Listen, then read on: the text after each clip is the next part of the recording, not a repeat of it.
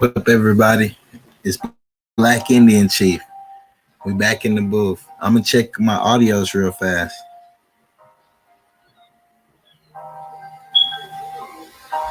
Let me check my audios real fast. I don't expect many people to come. I'm just finna Okay, the audio sound real good.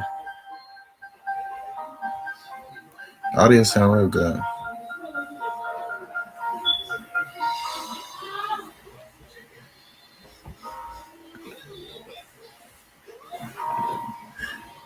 I can hear a lot of my background now.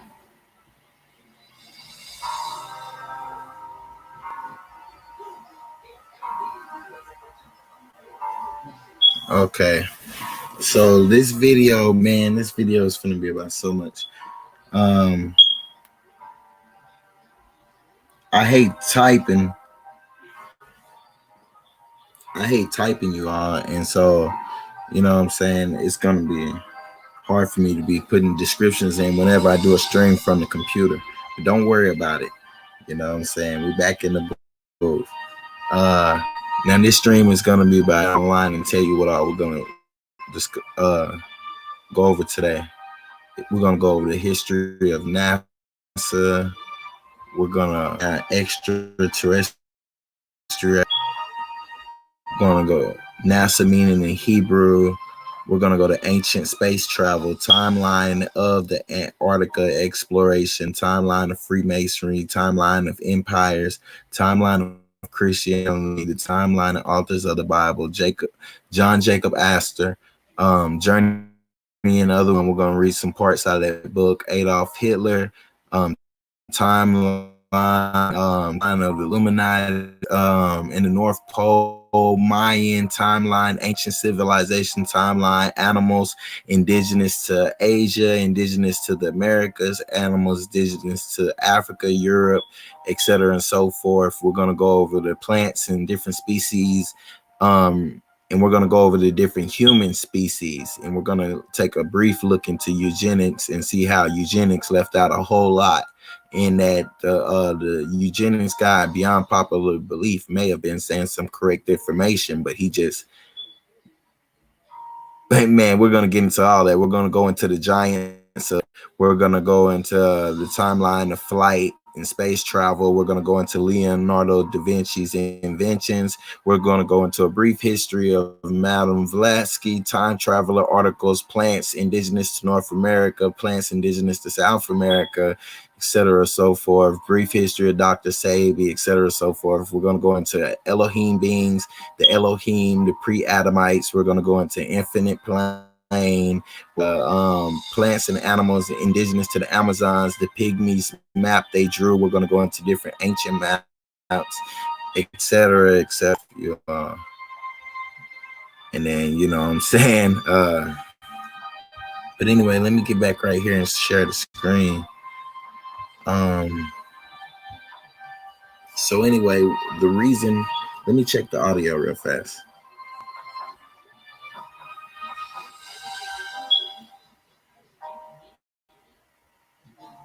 Yeah, if I'm too loud, if I sound too loud, you all just cut down your volume a little bit, because I got a little music playing, and if you just missed on all the topics, we're finna go back. Just rewind the video like 60 seconds and listen to all the topics. I just ran over like 40, 50 different topics we were finna show, and I'm finna screen share right now. Make sure you hit the like. Empress Ty Brown, peace, peace, peace, love, wisdom, and balance. Indeed, indeed. I got the masculine energy. You just bring the feminine energy into the chat. It doesn't matter how long stay. We do got divine wisdom and balance, and much love.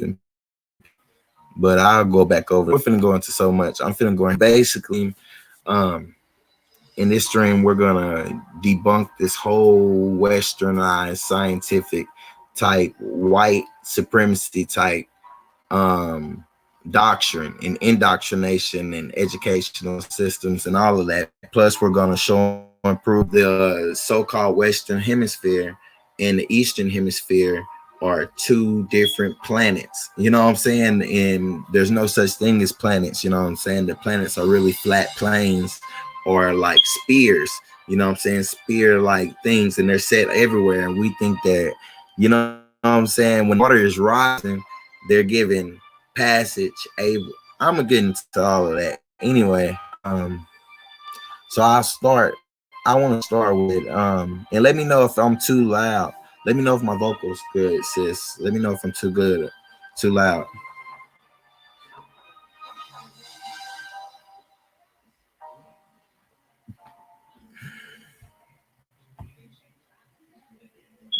Okay, I'm finna start screen sharing. Peace, peace, higher powers, peace. Let me know if the audio.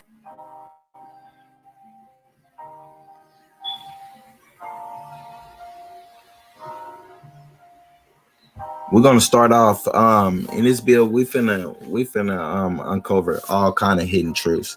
So look, we're gonna start off right here with NASA. We're gonna start off right here with NASA.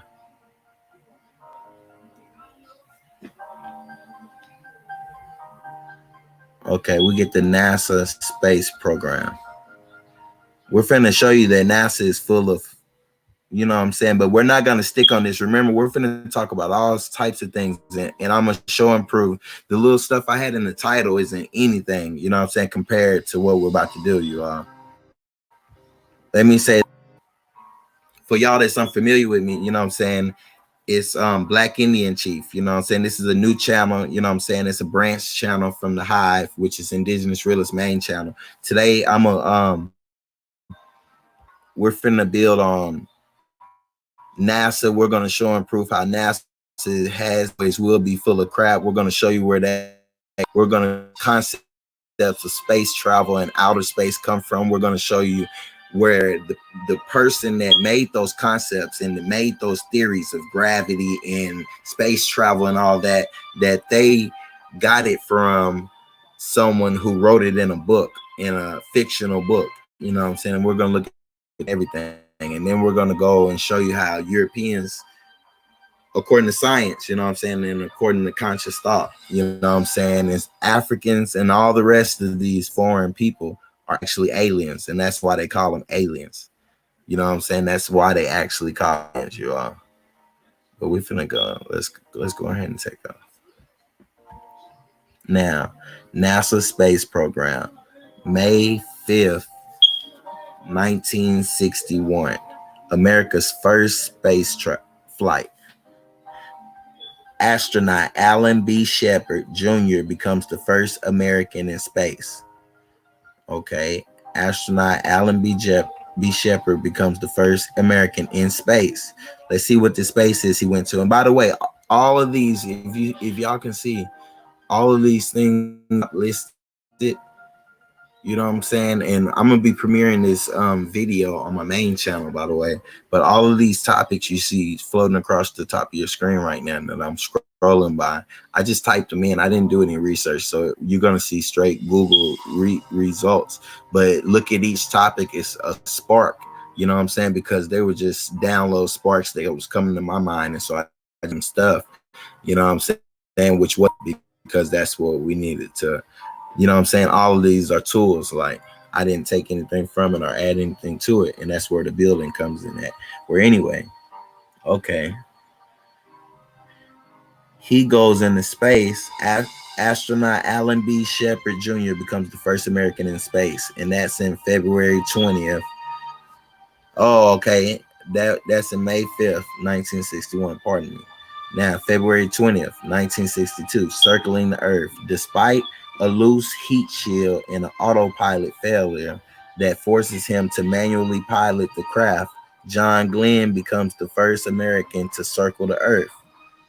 Okay, so despite a loose heat shield, this is just circling the Earth. They say you need a loose heat shield. I mean, you need a heat shield. Let's see. Okay, audio and stuff is looking good, sounding good. Let's go. Now, let me go ahead and click on this.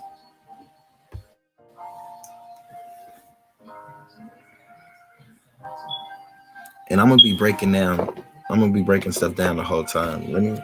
It's not too dark in here. But it don't matter. The computer got enough light.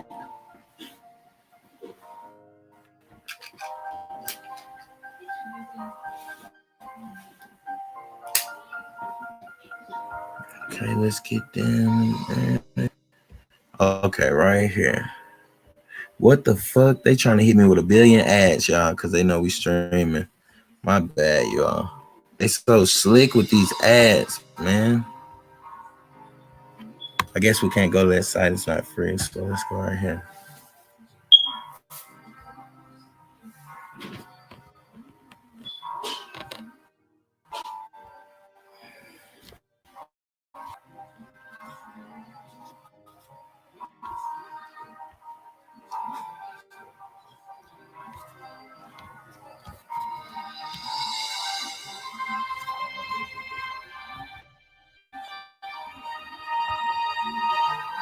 Fuck it. Fuck it. We finna go right here.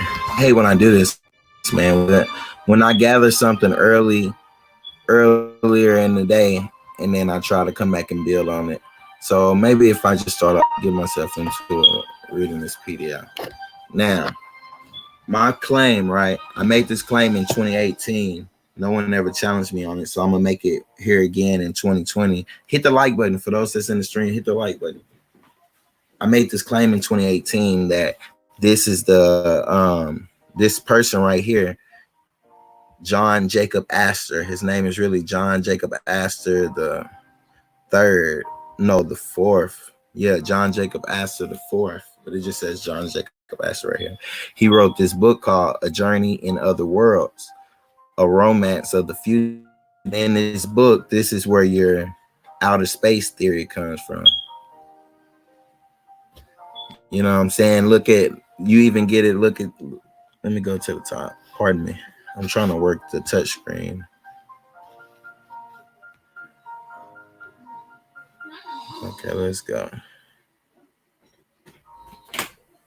Let's go.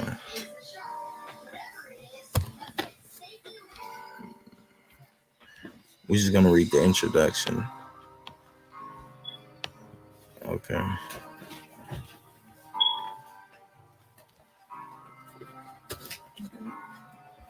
He says the protracted struggle between science and the classic appears to be drawing to a close, with victory about to perch on the banner of science, as a perusal of almost any university or college catalog shows. While a limited knowledge of both Greek and Latin is important for the correct use of our own language, the amount till recently required, in my judgment, has been absurdly out of proportion to the intrinsic, he spelled it wrong, intrinsic value of these branches, or perhaps more correctly, roots of study. The classics have been thoroughly and painfully threshed out, and it seems impossible that anything new can be unearthed. We may equal the performances of the past, but there is no opportunity to surpass them or produce anything original. Even the much vaunted mental training argument is beginning to pale. For would not anything equally difficult give as good developing results, while by learning a lot alive matter we kill two birds with one stone? There can be no question that there are many forces and influence in nature whose existence we as yet little more than suspect.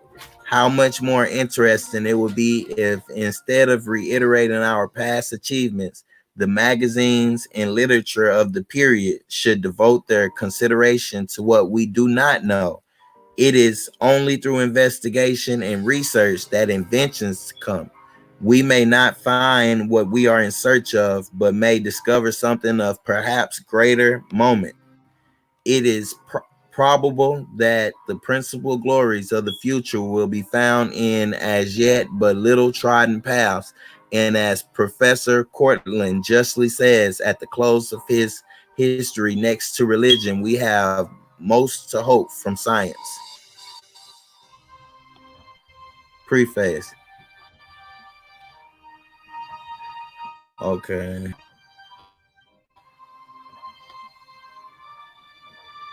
Okay. Now we finna get into this. Now let me give you a backdrop on it. This is crazy. Watch this.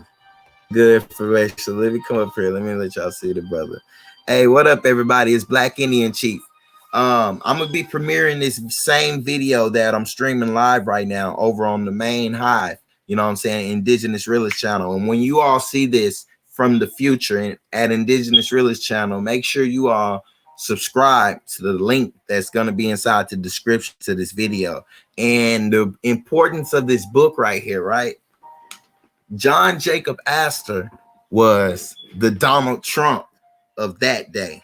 Oh, I forgot to pull up the last president PDF.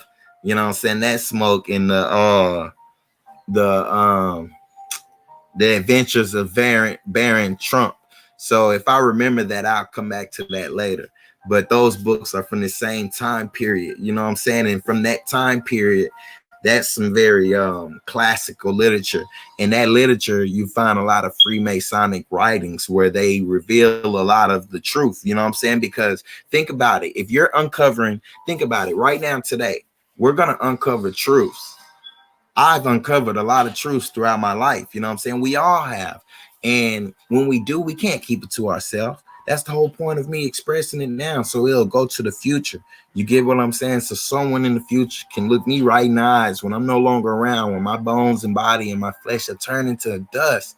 Someone can look at this video and glean knowledge, wisdom, and understanding from experiences, just like all the ancient texts and all the ancient manuscripts and things of that nature that we have now. But look, check this out. This dude was a Donald Trump type character. Now, wait, before y'all bring out y'all Negro, you know what I'm saying, nooses and y'all Negro scalping y'all Indian scalping things. Listen, ain't nobody getting my scalp. Before y'all bring it out, just know Donald Trump is all right with me. You know what I'm saying? It's Trump 2020. You know what I'm saying? He's not doing anything to this country that hasn't already been done. Matter of fact, he's not hurting it. You know what I'm saying? In so many ways, he's really helping it. You know what I'm saying? Now, but forget him. We're not on that. I just want to say, when I say he's a Donald Trump type character, he's a rich kid. No, he was someone who sprung forth out of prestigious European type family, East world. I'm gonna call the Eastern Hemisphere the East world, and that's what this video is also about. You know what I'm saying? In this Western Hemisphere, the Americas, this is a whole world. The Americas, this is our world. Our world has been conquered. Do y'all get what I'm saying? Our country didn't get conquered. Our world got conquered. And I'm gonna show and prove how worlds have been getting conquered over and over again. And I know this shit already sparked the term the new world into you all's mind. Now let me get comfortable. Okay. No, I know I didn't just do that. Oh, okay. I thought I knocked something over. Now, anybody that's in the stream, make sure you like it. Make sure you subscribe to this channel. This is the only place you're gonna get live smoke from. You know what I'm saying? This is my live smoke channel. And besides that, I'm not streaming on the main channel. The main channel is just Hive content. Anyway, let's dive in. Okay, the importance of this book, right? He springs forth from his family. We're going to go into the history of John Jacob Astor right after we read this book, read a little key terms out of this book. And the guy, and I'm smiling, you all, because I really like history. You know what I'm saying? I really consider myself a historian, a world historian, not just for the Americas, but I studied every part of these different worlds. And that's how I'm able to realize that these aren't different countries and different land masses and different continents. These are different worlds. And that's my hopes to show and prove throughout this series. You know what I'm saying? But we're finna make a big punch into modern science, into modern thought, schools of thoughts and everything. We're trying to make an impact. You know what I'm saying? This is an Aboriginal indigenous man coming with intellectual smoke. coming with spiritual smoke, coming with cosmic smoke. You know what I'm saying? I'm not claiming that it's me doing it. I'm claiming that I'm riding for the Most High. You know what I'm saying? Who has no name, who has no equals, who has no mother, son, daughters, husbands, wives, who has no genders, none of that. I'm saying the Creator, the Most High, and He sends me downloads, period. And He sends everybody downloads. But the importance of this, let's go to it. Guy is really, let me get the screen share. Sorry. I may slip up every once in a while, y'all. And remember, I'm going to be premiering it on the main channel, Indigenous Realist, after this is over. So we're closing this video. We're going to smoke over there for the future. You know what I'm saying? I'm a master of time, you all. Like, we're going to do this video with everybody. You know what I'm saying? On the main. I'm tired of missing all the content. You know what I'm saying? I want to see the content. I want to see the impact. If that makes any sense. Let's go. Where are we at? John Jacob Astor. Okay, look. My dude, John Jacob Astor, got hellified money. He's from a year. Let's go into the history first. If y'all don't mind. If you get bored, leave out. You can always catch it when we stream it from the main channel, you all. This isn't for views or anything over here. This is just, we're finna go ahead and do the history first, man. I just wouldn't feel right, man. If we didn't drop this history right now, man, I just wouldn't even feel right. Let's see. Oh, yeah, and everybody I'm going to be watching this from, everybody that's going to be watching, I'm talking from the future right now. Everybody that's going to be on the Indigenous Realist channel, you know what I'm saying? I'm going to be right there inside the mix with you all, you know what I'm saying? So be in the chat and comment, you know what I'm saying? Comment. This is the chief. This is the noble. This is the Buddha consciousness manifested here in the Americas. Forget what they got on the other side. How we're going to let people boost up conscious thought from everywhere else, and we're not boosting up conscious thought. Y'all see, I'm a conscious person. Look at all my content. It's all conscious. You know what I'm saying? I didn't get taught by anybody. You can't find one stolen piece of information that I've ever put out. You can't find one concept that I've stolen and I gave credit. You know what I'm saying? I've never stolen a concept. All concepts are original, purely original, pure conscious thought manifested. Higher power. Back in the booth, the realist, the noble, the chief. Now, we finna get to this. Oh man. Look, I ain't did this build in a minute. I dropped this build, like I said, I dropped this build in 2018. I dropped build in 2018, and I forgot the importance. Look, the reason why I compared him to Donald Trump, right? He was called the richest man in the world. No one knows about this man. This isn't part of a story. This isn't part of a book. John Jacob Astor, the richest man in the world. So let's look at the biography real fast and let's see how the hell this man was deemed the richest man in the world. And then I'm gonna show you that this travel, this interplanetary travel that he's doing is actual interplanetary travel, in that these planets are right here located on the same plane that we all live on. You know what I'm saying? The same dimension. You know what I'm saying? The same frequency. We're all under this. See, the hemisphere, I'll give y'all a spoiler alert. The hemispheres, each form over a particular planet. You know what I'm saying? The strangeness of our planet, the reason why you get the reason why you sign the infinity sign goes like this, you know, because that's showing the dual earth. You know what I'm saying? You see the Western hemisphere and the Eastern hemisphere. That's the reason for the infinity sign. That's dual earth. You know what I'm saying? You're seeing both sides, both hemispheres. You know what I'm saying? Two separate earths. And also, you know what I'm saying? So these are little every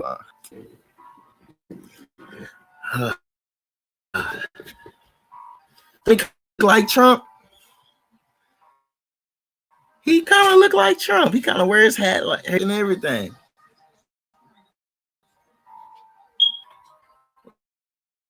Jacob was the wealthiest man in America in the early 19th century. And when he died in 1848, his fortune was estimated at least 20 million, and an astounding sum for the time. Wow, 1848 having $20 million. That's the equivalence to, oh shit, that's equivalence to the debt that Asia owes. That America owes China. Damn.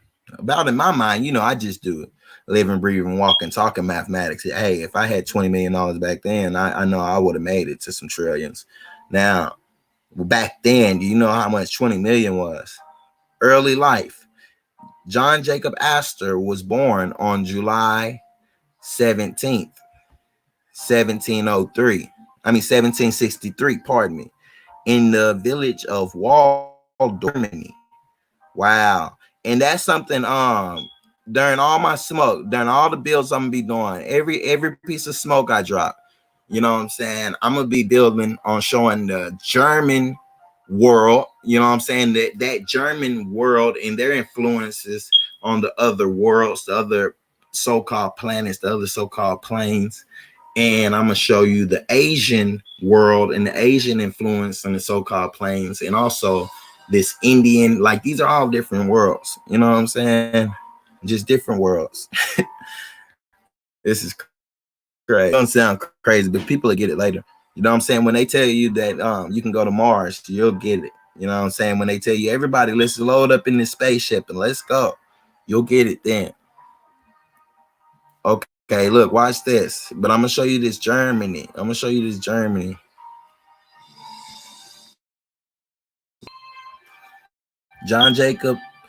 Astor had. Have you ever heard of John Jacob Jingleheimer Smith? His name was my name too. Y'all heard that song? That I'm gonna build on all that. Look, Astor had arrived in America as a poor German immigrant, and his determination in business sense led him to eventually create a monopoly in the fur trade. He diversified into real estate in New York City, and his fortune increased as the city grew.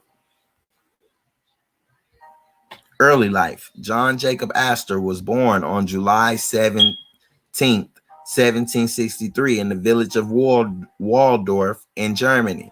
His father was a butcher, and as a boy, John Jacob would accompany him to jobs butchering cattle. While a teenager, Astor earned enough money at various jobs in Germany to enable him to relocate to London, where an older brother was living. He spent 3 years in England learning the language and picking up any information he could about his ultimate destination, the North American colonies, which were rebelling against Britain. Now, let's think about this, Trot. Think about this, higher powers. This is saying he's a teenager, right?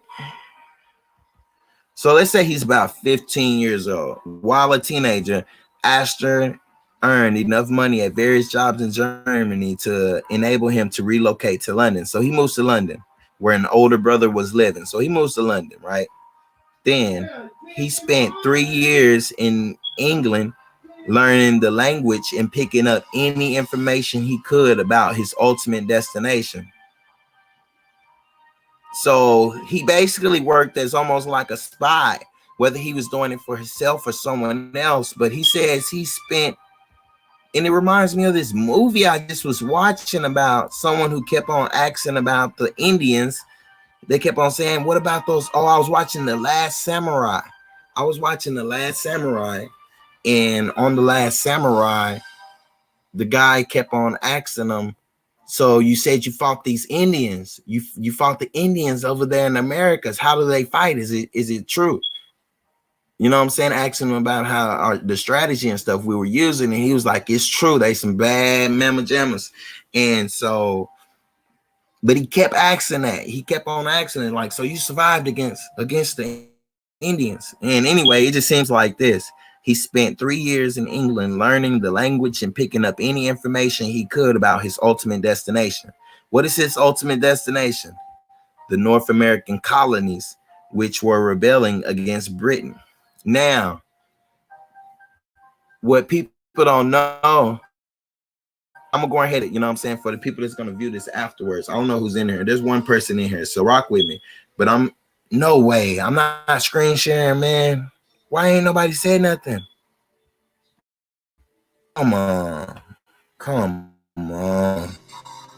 I haven't even been screen sharing, man. I appreciate nobody for being in here and didn't tell me I wasn't screen sharing. But we're gonna build past. Look. Oh, we on the history. Wait, okay. Look, cool. Y'all didn't need to read along anyway. It wasn't much because that's how real I am. Look, John Jacob Astor. Look at this 3. Let's look at this. 4, 5, 5. That's 14, which is a 5. That's power. You know what I'm saying? And that's 3. You know what I'm saying? So, but you know, look, how did he come up? Let's see. Fur trade. He became a millionaire when he made his first fortune in the fur trade. This guy, this rotund fella here. This rotund fella here is supposed to be a master fur trader. So he had heavy dealings. He had heavy dealing copper color individuals. How? Because how in the heck else could you be a fur trader making $20 million back in 1843? And exactly what were you catching? Is that why there's no longer jaguars here? Is that why there's no longer? Because we're gonna get into that. I'm gonna build on the indigenous. Matter of fact, I can go straight into it. Guy is a fur trader, and since we're here, I'm gonna let this shit go. You know what I'm saying? I'm gonna straight and let it go with the flow. So I'm gonna actually build pace, you all. So let me see. I'm looking for indigenous to the Americas. Okay, we got it right here. Okay, the native animals to the this is saying to the United States. This is trickery. We didn't ask about the United States. We said indigenous to the Americas. Don't worry about it. The native animals to the United States are deer, moose, elk, and caribou, beavers, muskrats, squirrels, prairie dogs, porcupines are marmots, weasels, fisher cat, skunk, badger, wolverine are also native to this country. We don't want the United States. Look, so we're gonna go indigenous to North America. I mean South America. Let's look at we're gonna look at South America. We're gonna look at Australia. No, we're gonna look at just North America right now. Sorry, pardon me, y'all. We're just gonna look at North America first, and then we'll do South America stuff when it comes up in the build. But right now, we're gonna look at North America. Animals indigenous to the North America. To North America.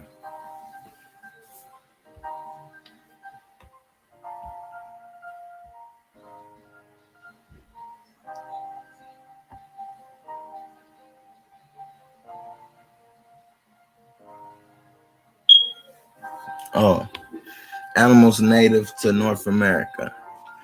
Okay, while there are many animals native to North America, the common ones are certain types of rats, squirrels, crows, eagles, pigeons, certain other common birds, raccoons, possums, black bears, alligators, many types of spiders and insects, quite a few species of fish, crustacean like rainbow trout, suckers, lobsters, crawfish, etc., slugs. No, we want to see all of them because they missing so much.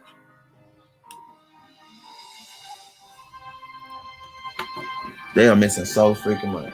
Let me make K Mims, peace. Oh yeah. You tap in and we finna end all this white supremacy shit. And I mean that in the humblest way. And even white people should enjoy this. Even white people should benefit from me in white supremacy from the land. Or as a people, as a civilization, you be part of what's going on. There's more going on than what's going on in our neighborhood, these distractions and things of that nature. But I'm trying to come in the stream so I can give you a wrench. Okay, Mims. I'm finding the stream right now. Oh no, that's not it. That's not it.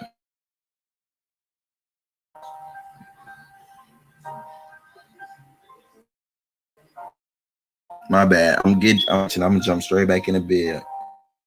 Also, peace, Lucius Gaines from the future. We're gonna watch the premiere from the future.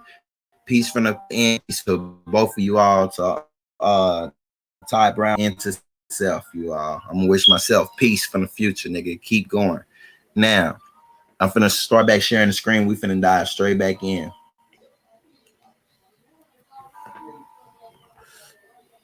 We talking about so much. We're doing outer space, all this shit, and it's basically that's what the screen up because it all masonry and white supremacy. That's why this channel is called Black Indian Chief, because this is against white supremacy. You know what I'm saying? Indigenous realists can only go so far when it comes to white and black, because he doesn't play. Indian Chief has manifested because I'm tired of white supremacy. Well, the real. And I also have made astounding discoveries, you know what I'm saying, through diligent research, you know what I'm saying. And I made astounding discovery different worlds and showing and proving that this is a new world, that America is a new world, you know what I'm saying? And it's world theory, and now it's actually a multi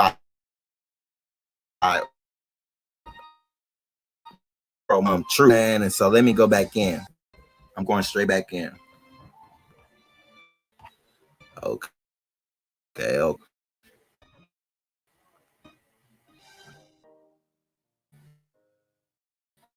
Talking master right now.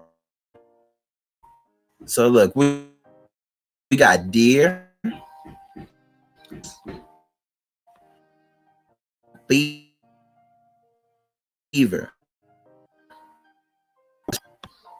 Let's see. I mean, my shit. I think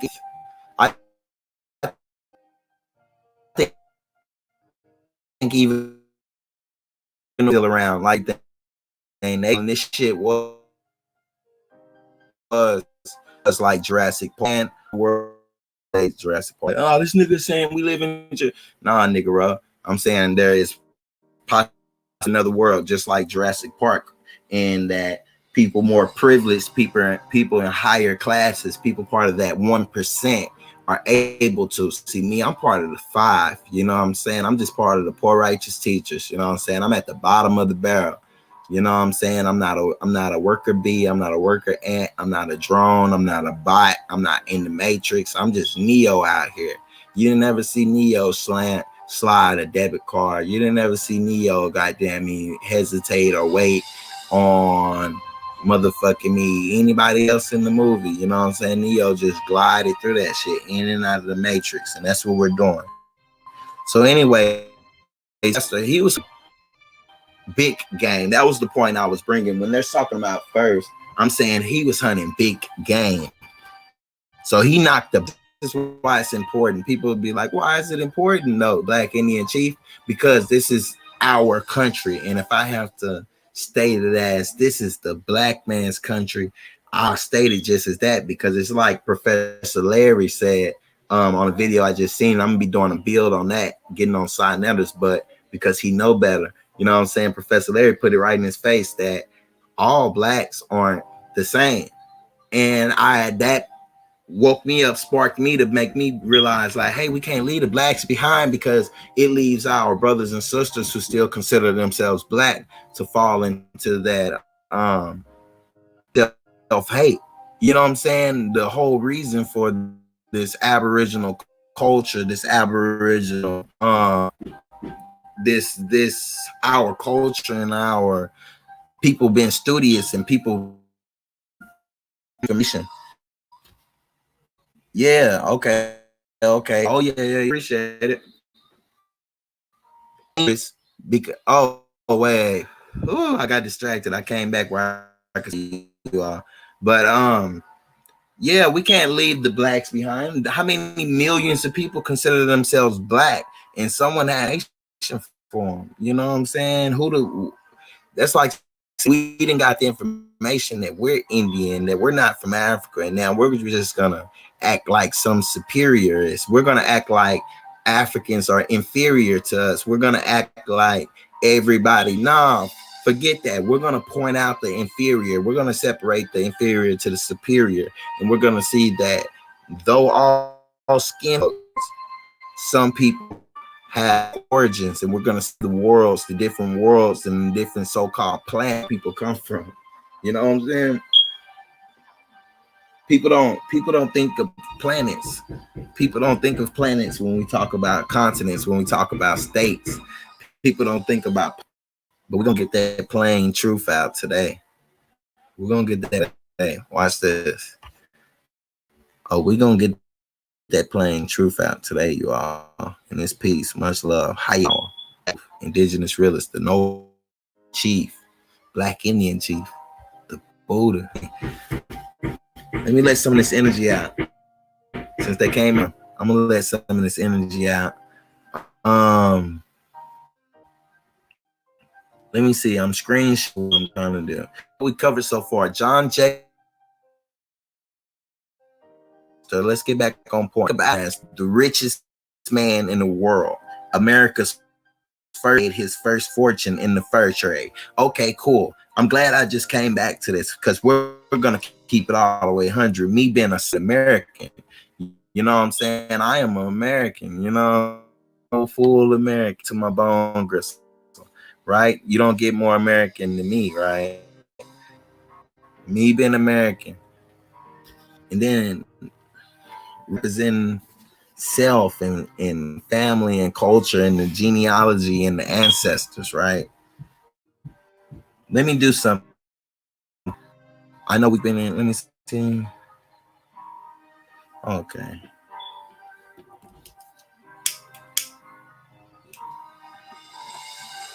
Me being American, right? I got to keep it 100. When they say John Jacob Astor is America's first millionaire, no. I say each individual so-called Black, African American, American Indian, etc., in exclusion to anybody that immigrated or migrated to our world being the Western Hemisphere. Before that migration of our world, that immigration to our world, you know what I'm saying? I say that we all are the first millionaires, billionaires, trillionaires, quad billion, quadruple zillion, gazillionaires. You get what I'm saying? Any bit of commerce, any bit of trade, any bit of money that has been made here in the Americas belongs to the Americas, to the original people of the Americas. We didn't give these people, we didn't give these people permission to come over here and settle our land. We didn't give them permission to do commerce. And these Moors are coming with this tricky information, trying to get people to honor peace and freedom, the invader into history. We're not doing that, you all. We're not gonna write the invader, the invader. We're not gonna hate that. We're not gonna hate them. We're not gonna love them, but we're not gonna put them in history for sure. We're not gonna do that. Matter of fact, we can even love them. Don't breed with them. Oh, and that's something else. By the way, for you all, I know I get boring at times, but we're gonna be talking about shit like the genetic superiority of the American Indian, and the American Indian is the so-called Black African Americans. Excuse me, the so-called blacks, the so-called African Americans, the so-called American Negro. You get what I'm saying? And during the process of me showing improving our genetic superiority, I'm also going to be showing you our technological superiority, just period. You know what I'm saying? Just something to give it. But I'm really just gonna be showing you, improving all kinds of shit, man. I'm getting tongue tied even trying to say it. I'm just gonna go. Y'all don't get it. Let me go. Let me. I'm getting tongue. We got different genetics. Let me say this. Let me say fucking this. This is what I'm trying to say. We have different genetics. Do everyone agree? Anyone that's going to be watching this video, can you raise your hand if you believe in DNA? Now, you know, I don't believe in belief. There's only truth and falsehood, but we'll get into that a few times during this series, during this lifetime, during this experience, which is Save Illuminati. And I want you to raise your hand when we're premiering this later. I want you to drop a comment inside the chat. This is me from the future saying, drop a comment inside the chat while we're premiering this, if you know that DNA is real. Now, if you know that DNA, would it be too far-fetched for me to say the differences in genetics can be looked at as different species, and that's why they want us to believe in a thing called race? Now, roaming the streets as a vagabond, they started calling me professor. You know what I'm saying? Because I was all to the homeless. You know what I'm saying? They had me roaming around looking like, you know what I'm saying? But I was doing that for a reason. You know what I'm saying? Everybody has karma that comes back to you in this life. You can try to change your life, but yeah, something from your old life. That's why they call it change your life. I'm changing my life. I'm turning my life around. But the whole time when you turn it around, you have turned your back on the things you did. So that's why it's better to do good in this life instead of the next one. The whole thing about that, like the whole thing about reincarnation, is that we are living multiple times right now. We're living multiple times, different dimensions, different speeds, different frequencies, different y'all, like, no cap. We're interplanetary beings. We're interplanetary beings, you know. And I'm not joking. I'm not joking. When you hear somebody saying that they got abducted by a UFO, take it serious. When you hear somebody saying that they seen a spaceship or they seen an unidentified flying object, take it serious, because I'm gonna show and prove ancient speculation and ancient, not ancient documents, but ancient reflections or ancient demonstrations of spacecrafts and different things like that. A lot of y'all will be familiar with some of these things, but a lot of these things are straight concepts. You know what I'm saying? Anytime you hear my voice and you hear my face, I mean, you see my face and I'm explaining things, you know what I'm saying? And if I'm not showing you where it's coming from. So anyway, I want to share my screen. I hope I don't be, man. So now let's get back to, we'll call it business, because this is business we're talking. People want to talk business, right? You have a whole movement called the ADOS. You have a whole movement called ADOS that is sprung for. They spawned. Look, the ADOS has spawned out of thin air. Seems to me like that is some government COINTELPRO shit, some agent provocateur shit. Me knowing that my ancestors come right here from this land we stand on, and that from this ancient lineage, that none of them were in bondage, that none of them were in a form of bondage that they couldn't walk straight out the door from, that none of them were ever in chains ever were whipped, ever were brought on a ship. I have documents, and I'm willing to. It's whatever you are. Like, I'm not really into the debating, you know what I'm saying? Because I don't see nobody that's got it from right here, straight from the source. The source is right here from the mind. I don't see nobody that can go mind for mind with me. Nobody off YouTube. And I'm not braggadocious, because this is feeling a unique build. You know what I'm saying? I'm not being braggadocious. I'm not being narcissistic or anything. I'm telling you all, hype house. Peace. I love you all. I'm just saying that before I debate somebody, I want to see somebody. I want to see someone who's able to go mind for at least 1 hour or 2 hours. You know what I'm saying? And just mind for mind, concept against concept, reality against reality, truth against truth. If there's only two things, truth and falsehood, then two people can be saying the truth, and then you should be able to expound on your truth. If you have a truth, you should be able to expound on your truth when someone talks to you one-on-one. So when I say someone has a concept, I'm saying that's their truth, that's their speculation, that's their, oh, that's why I didn't know that. Hold on. My bad. You want that to happen?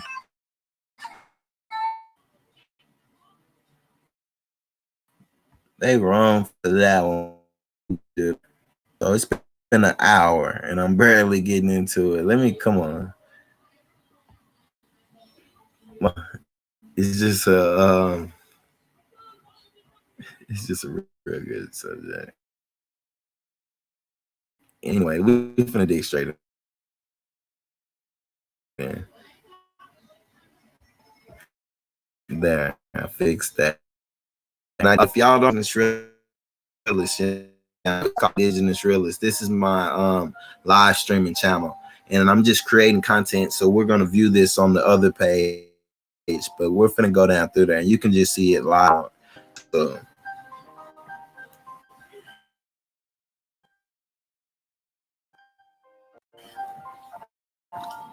this is the Black Indian Chief call, and the indigenous realist. How that channel is indigenous realist. That's the main account, and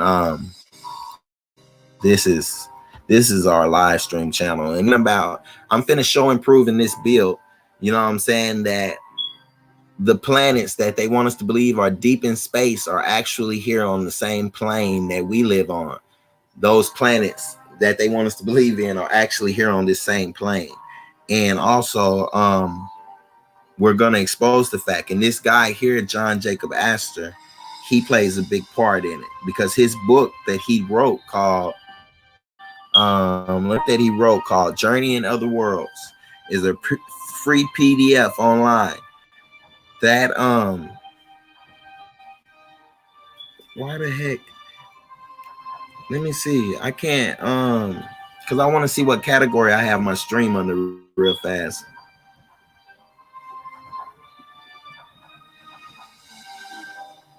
My bad. But anyway, you can get a lot of information from the main channel, but this channel is going to be live streaming every day. So here, while I try to get this up, I'm pretty sure y'all would rather me just get it out the way right now and check on the stream right now than keep on waiting for it to load and stop. And I'm not going to stop again after this one.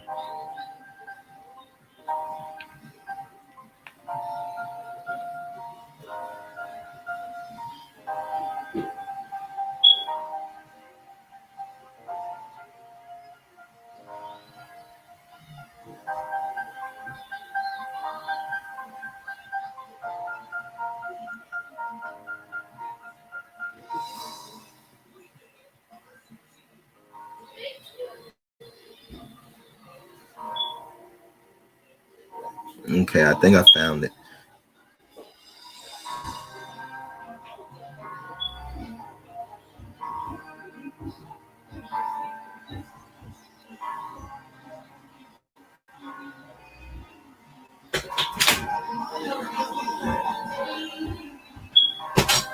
Okay, I can't figure out how to do it, and we'll fix it later.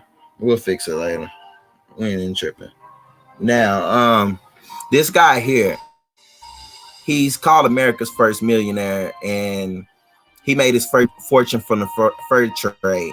And I just showed a little bit about him, how he's been hunting big game. We had a lot of big game over here in Americas, big felines, big bisons, woolly mammoth, all different kinds of things. Big black bears, brown bears, grizzly bears,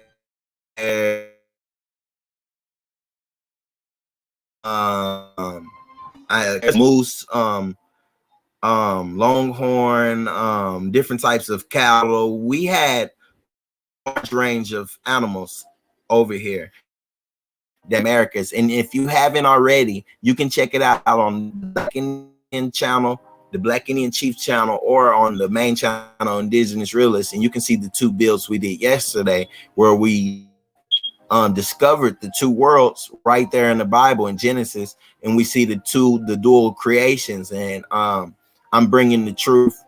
This video, this series, all of these videos, all of the series, this channel is bringing the truth to Black people, to African American people, to Aboriginal people, Indigenous people, Kemetic people, African people, copper colored individuals, brown individuals, black, brown, yellow, purple, green individuals.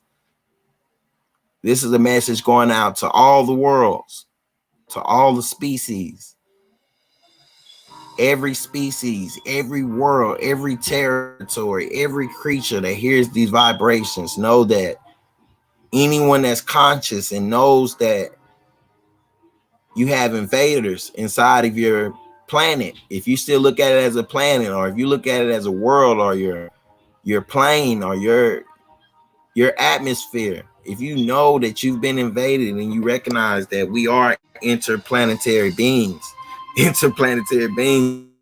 are me, you know I'm saying about it, you want to know about it, contact me. Our Instagram is contact us, pardon us.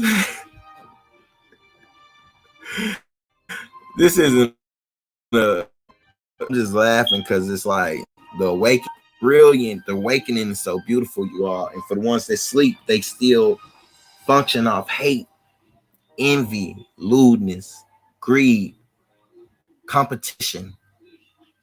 Nimrod was the father of competition, you all. And Nimrod,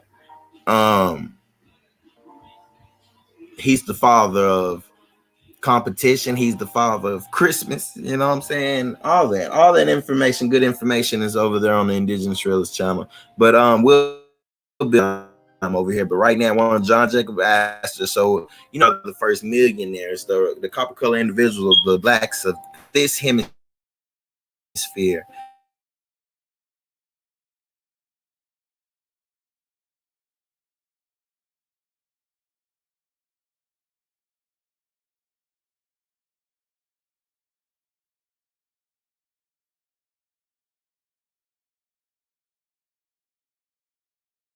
Old 60s, saying, and back then, you know what I'm saying, we used to use that term to mean knowledge that was purposely, you know what I'm saying, changed or tampered with, you know what I'm saying, to trick people, to trick the mass majority of the world, the 85%, the mass majority, the ones they want to be sheep, the one they want to be robots, the ones they want to be unthinking beings, when we are all avatars.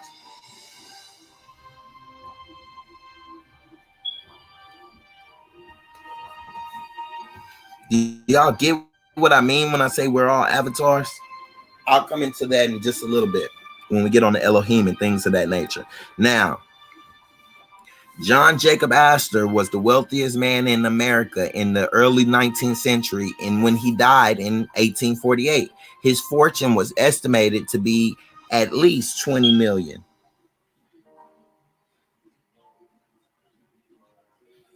I appreciate it. If you want to donate, you know how to contact me. You know my number, sis. If not, hit me on Instagram at Sabe Illuminati or Chief Sabe, and hit me up. My Cash App is the money sign IR content. I think that's the Cash App. But anyway,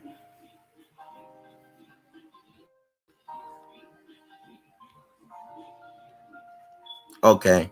John Jacob Astor, and we're destroying white supremacy through this. That's why I had to manifest as Black Indian Chief, because I love my Black people. You know what I'm saying? And I hate the reaction that I get bringing this culture to Black people, and they're not used to the term, you know what I'm saying, Indian or Aboriginal or Indigenous or Autochthonous or Origine or original. So they're just used to Black, and so they still need to be taught and nurtured. You know what I'm saying? They still need to learn the information. You know what I'm saying? And I'm diligent, and I will constantly upload and stream on both channels. You know what I'm saying? Bringing the information as much as possible. John Jacob Astor was the wealthiest man in America in early 19th century, and when he died in 1848, his fortune was estimated to be 20 million, as an astounding sum for the time. Man, that's crazy. Astor had arrived in America as a poor German immigrant, and his determination and business sense led him to eventually create a monopoly in the fur trade. He diversified into real estate in New York City, and his fortune increased as the city grew. You see what I'm saying? People don't want to invest in my village, in my city, inside my tribal grounds. You know what I'm saying? And it's going to grow. And then people going to be coming around and stuff. You know what I'm saying? John Jacob Astor was born on July 17th, 1763 in the village of Waldorf in Germany. His father was a butcher, and as a boy, John Jacob would accompany him to jobs butchering cattle. While a teenager, Astor earned enough money at various jobs in Germany to enable him to relocate to London, where an older brother was living. He spent 3 years in England learning the language, picking up any information he could about his ultimate destination, the North American colonies, which were rebelling against Britain. In 1783, after the Treaty of Paris formally ended the Revolutionary War, Astor decided to sail to the young nation of the United States. Astor left England in November 1783, which bought. Okay, this is what's I think the Declaration of Independence. This is the Declaration of Independence, I think, was 1786. Let's see. And this is history inside of history. When we're looking at history, we can't miss the history that's inside the history. You know what I'm saying? So let me go to that. Declaration.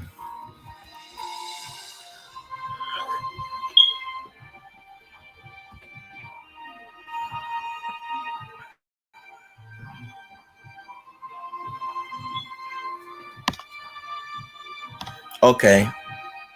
Declaration of Independence. See, this is what a historian should do. If you call yourself a historian, oh shoot, the battery going there, you are. Now, if you call yourself a historian, when you're reading something and you're passing a wide range of dates, you should pause and think, what do I remember from these dates? What can we glean in between that time period? Because we always want to, we all dates. You got to think date periods and decades. So when a date has passed, as we're reading John Jacob Astor's biography, you know what I'm saying? That's through made me think of the Declaration of Independence, you know what I'm saying? And that's, you know what I'm saying, make correlations,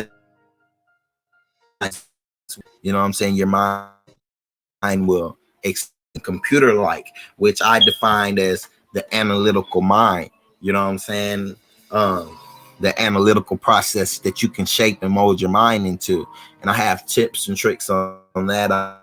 I'm gonna be dropping such things as that. You know what I'm saying? To just building the mental power. We got to know that the mind is a muscle just like any other. The brain, pardon self, the brain is a muscle just like any other muscle. It has to be worked, and you work not just the physical part of the brain, you work the nutritional level, you work the energy level, you work the electricity level, you work the intellectual level, you work the mental level, and that leads you into the portal, which is the mind. And on that mental level, you know what I'm saying, you just got to work your mind constantly. Things they say, oh, dog can't learn new tricks, and we're not animals. We're not animals. We're not dogs. That's not our best friend. That's the European man's best friend. Let's keep it 100. That's not our best friend. That's not mankind's best friend. Not on this hemisphere. Not on this hemisphere. We didn't domesticate the dog in this hemisphere. We didn't domesticate dogs in this hemisphere. We ran with wolves. You know what I'm saying? We didn't domesticate dogs. We didn't have house pets. You know what I'm saying? We were migratory people. We had, you know what I'm saying, we moved in like bands of people. When you hear about a migratory band, or you hear about a migrant caravan, we moved in caravans, bands. When you hear about the gypsies, when you hear about any kind of migratory type thing, reflected on your own people, because you got to get that sense. When I'm talking about we, I'm just speaking on the people who are like-minded, people who are like genealogy, like you know what I'm saying, historical level, like me. You know what I'm saying? I consider myself my own truth, and that's the truth that the world recognizes, is that I am American Indian. You know what I'm saying? Hidden through history as an American Negro, hidden through history again as a black man, which is on all of our birth certificates, if not Negro, if not colored, and depending on how old you are. And you know what I'm saying? This is a new channel, so I'm able to relay older concepts and information that's already old on my old channel, 300 and something, and I'm able to relay it with new concepts and new information. You know what I'm saying? So anyway, let's go. In okay, what? Okay. That's look it up about the history. My bad, you all. I got such an analytical mind. I've been and went off. Now listen, we see. Look, we're right here. 63. He was born in 63. Always working and stuff. I mean, he spent 3 years as a teenager.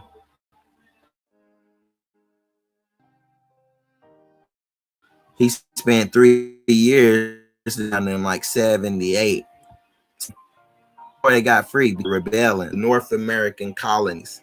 You know what I'm saying? Look at the trickery, though. I mean, not trickery. You just got to pay attention. They're not trying to trick you here.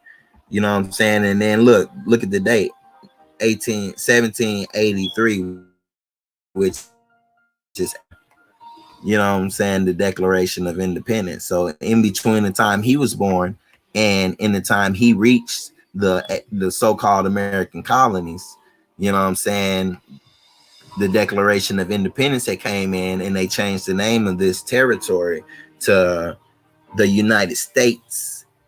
You know what I'm saying? And 1776. And the reason why I said that was just to show you that we see a reflection of it right here. We see a reflection of it because from the time he was born, look how much history changed. It went from being just the colonies, just North American colonies. You see how they call them North American colonies? This is now listen. In 1783, after the Treaty of Paris formally ended the Revolutionary War, Astor decided to sail to the young nation of the United States. Astor left England in November 1783. Remember, I told you September is the start of the new year. November will be 2 months later. 1783, having brought musical instruments, 7 flutes, which he intended to sell in America. His ship reached. So you telling me somebody that pulled up, you telling me somebody pulled up on the shores of the wilderness of North America. Look where he's operating from, New York. That's why I say he reminds me of Donald Trump, because he's operating out of New York. And he literally builds this mass fortune he has. You know what I'm saying? He builds this mass fortune up. You know what I'm saying? But this nigga, Astor left England in November 1783, and having brought musical instruments, this nigga pull up with what? 7 flutes. So we got to look what those flutes are. That them flutes have a different meaning, a different significance, an esoteric meaning, because John Jacob Astor is his family, whether y'all know it or not, this is one of the most prestigious, this was the ruling family around that time, just because he was the most wealthiest man in the world. You know what I'm saying? And this is crazy. He literally did that. You don't hear Trump, and the importance is you don't hear Trump's family being super important, you know what I'm saying, people, and his wasn't either, but he made his lineage important. That's basically what I'm trying to say. He outdid his lineage. He was the perfect in his generations, if I must say so. Now, I haven't bought instruments, but I'm saying this nigga show up with 7 flutes, which he intended to sell in America. So niggas already knew. Let me say this. Way back in 1773, huh? Listen to this, y'all. Listen to this, hype powers.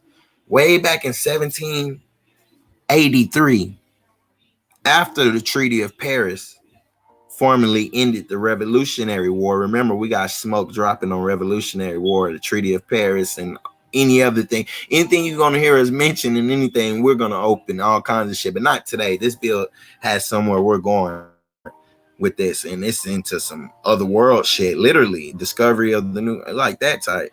Now listen, after that, Astor left England in November 1783. So look, in 1783, right, niggas already knew.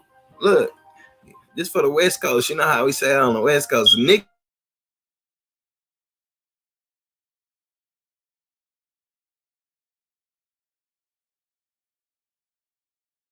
knew. Saying this nigga pull up with 7 flutes. That's how good he was out here. He knew that if he could flip them 7 flutes, sell them, he was gonna buy something else and sell it, buy something else and sell it. This is a birth. This is a fledgling nation, a new creation. There was no business, no industry. Just like Donald Trump has did. He seen that everything was going bad. He seen it way in the 80s. That's why I played that last night. He seen that way in the 80s, that there was so much trade deals and so much things that were can you close the door, please, niece? There was so much I lost my train of thought, but anyway, he pulled up already thinking he was gonna sell something.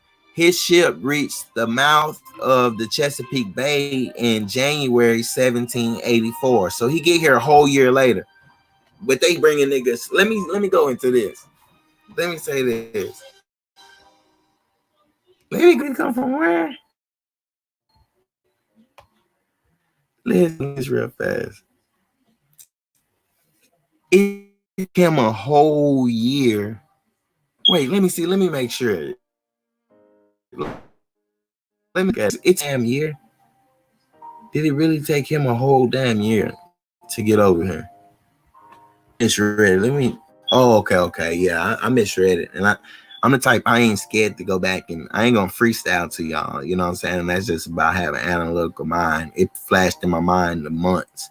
I often say, he ain't take this nigga road no whole year to get to America on a boat. If they claiming they've been bringing hundreds of thousands and millions of Africans over here, and you know they did bring a small, minute amount of Africans over here, but the mass atrocity, the mass migration, the mass transatlantic slave trade happened in reverse. They took all the black men and a lot of black women from here in the Americas, the American Indian, this world, this hemisphere. They took us out the West and took us to the East. So when you're getting your genealogy and it says that you have West African inside your inside your DNA test, when you see that, just know that that's your ancestors who are in Africa. And you need to try to meet those people.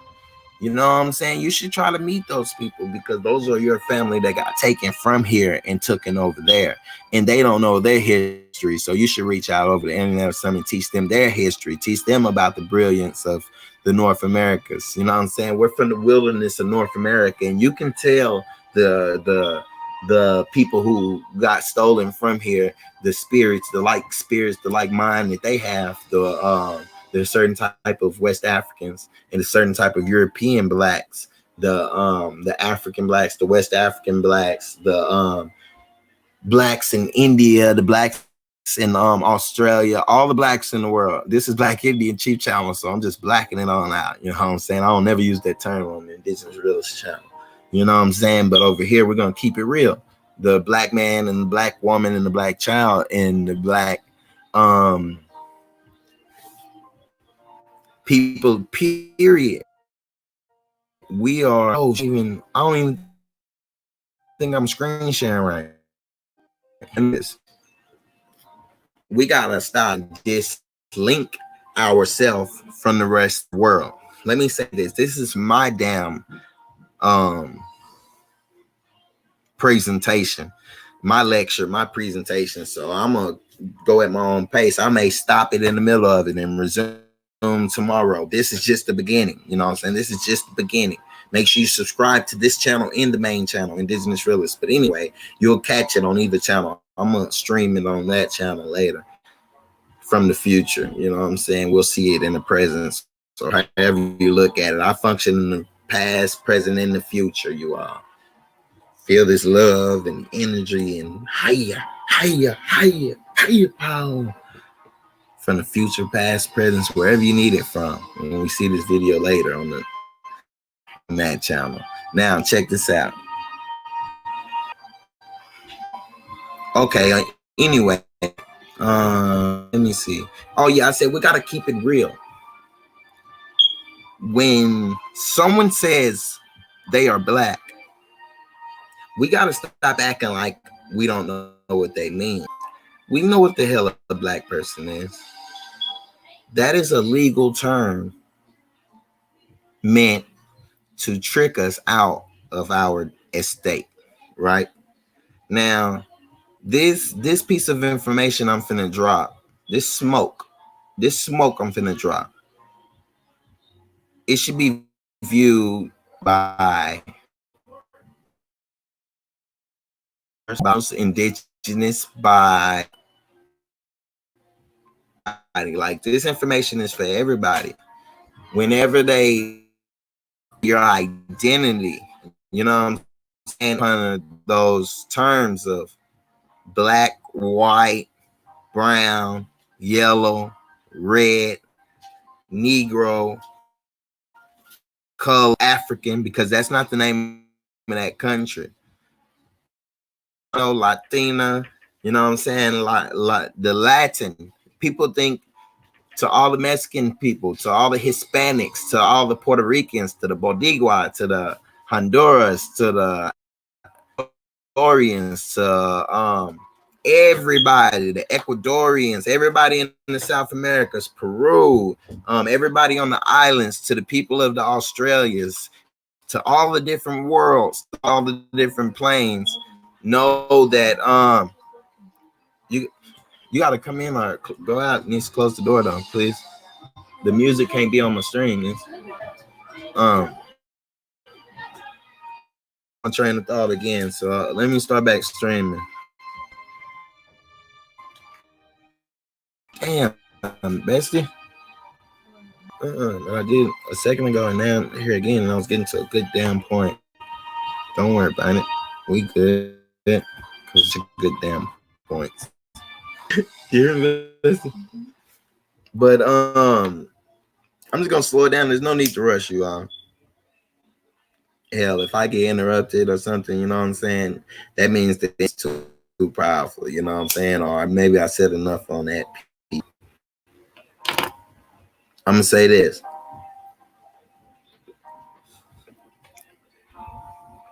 If we don't acknowledge, this is the problem with the Moorish train of thought. This is the problem with the Aboriginal train of thought. This is the problem with the Nuwapian train of thought. This is the problem with the Kemetic train of, not the Kemetic train of thought, but this is the Israelite, not with the Hebrew. This is just the problem with the thoughts, the school of thoughts that I named, the Aboriginal community and the Moorish community, and both are two separate lines from the same father, which is Noble Drew Ali. And I'll debate that Noble Drew Ali is the father of the Moors and also this so-called Aboriginal community, period. And that's not a bad thing. You know what I'm saying? He was a master teacher, and he was the first person to bring conscious thought among Black people here on this planet we call Earth.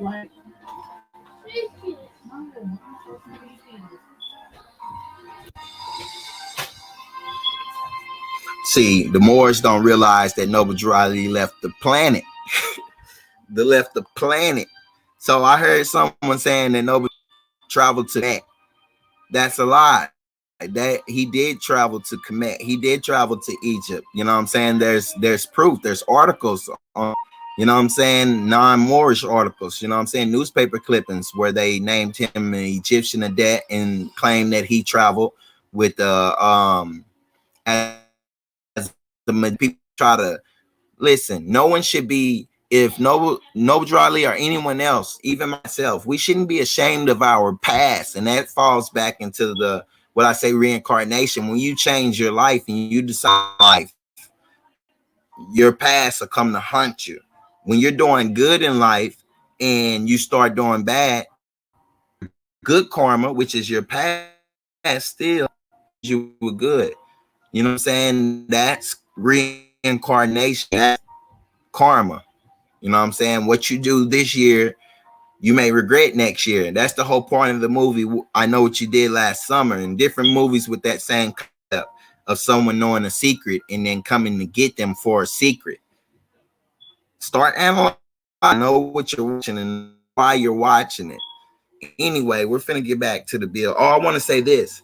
The problem with those two groups I named, the Children of Drew Ali, which is my master teacher myself, those groups, the problem with them are we fail to acknowledge the terms Black or white, which no matter how much we try to say we're not Black, no matter how much we say this isn't, the European isn't a white man, we know he's a pale-skinned European. We know we are Aboriginals, indigenous people. If you claim you're more, but I'm saying on paper,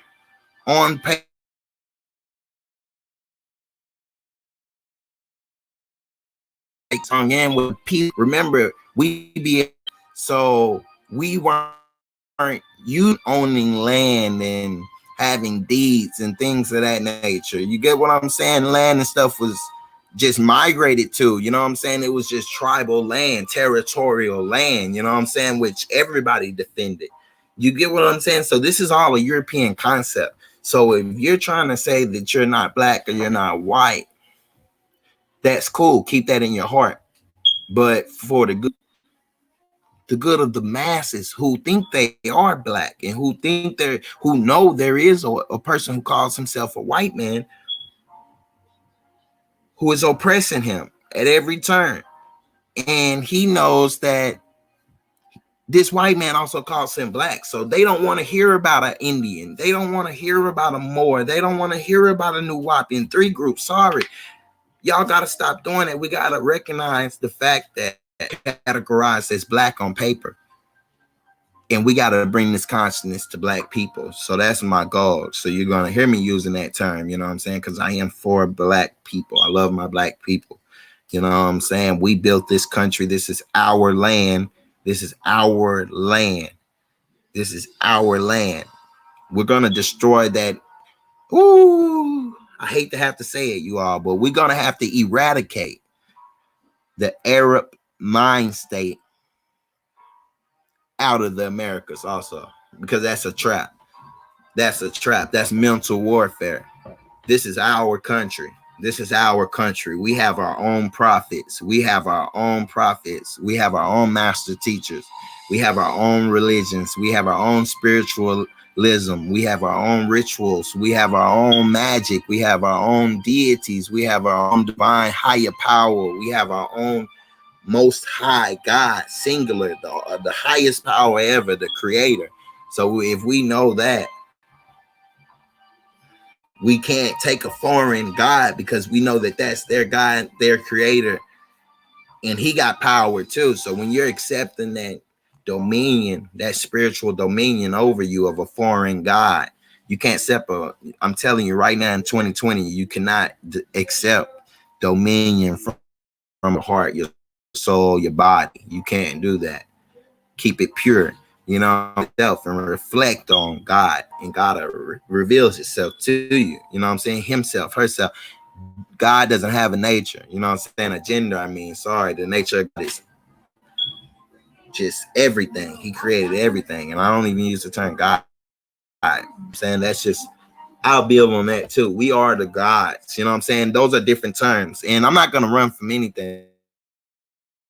If I use a term, you know, for the viewers, I try not to use the term. I'm gonna say it real like it is. This is Black Indian Chief. There are gods walking around.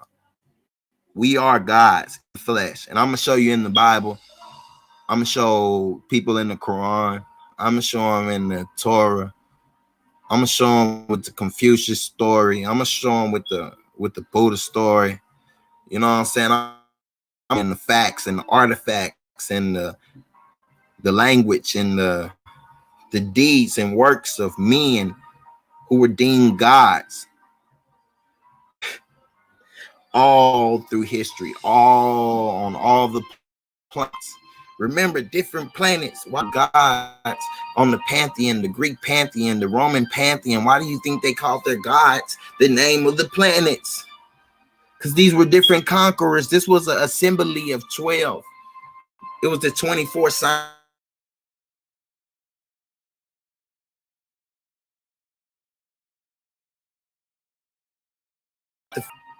24 scientists.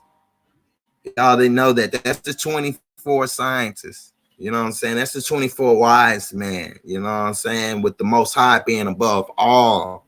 You know what I'm saying? The Most High created it all. You know what I'm saying? But the 24 scientists that you hear, those are the, you know what I'm saying? Those were the indigenous aboriginal men and women who went over there to that other world and conquered and ruled it. That's what I'm saying.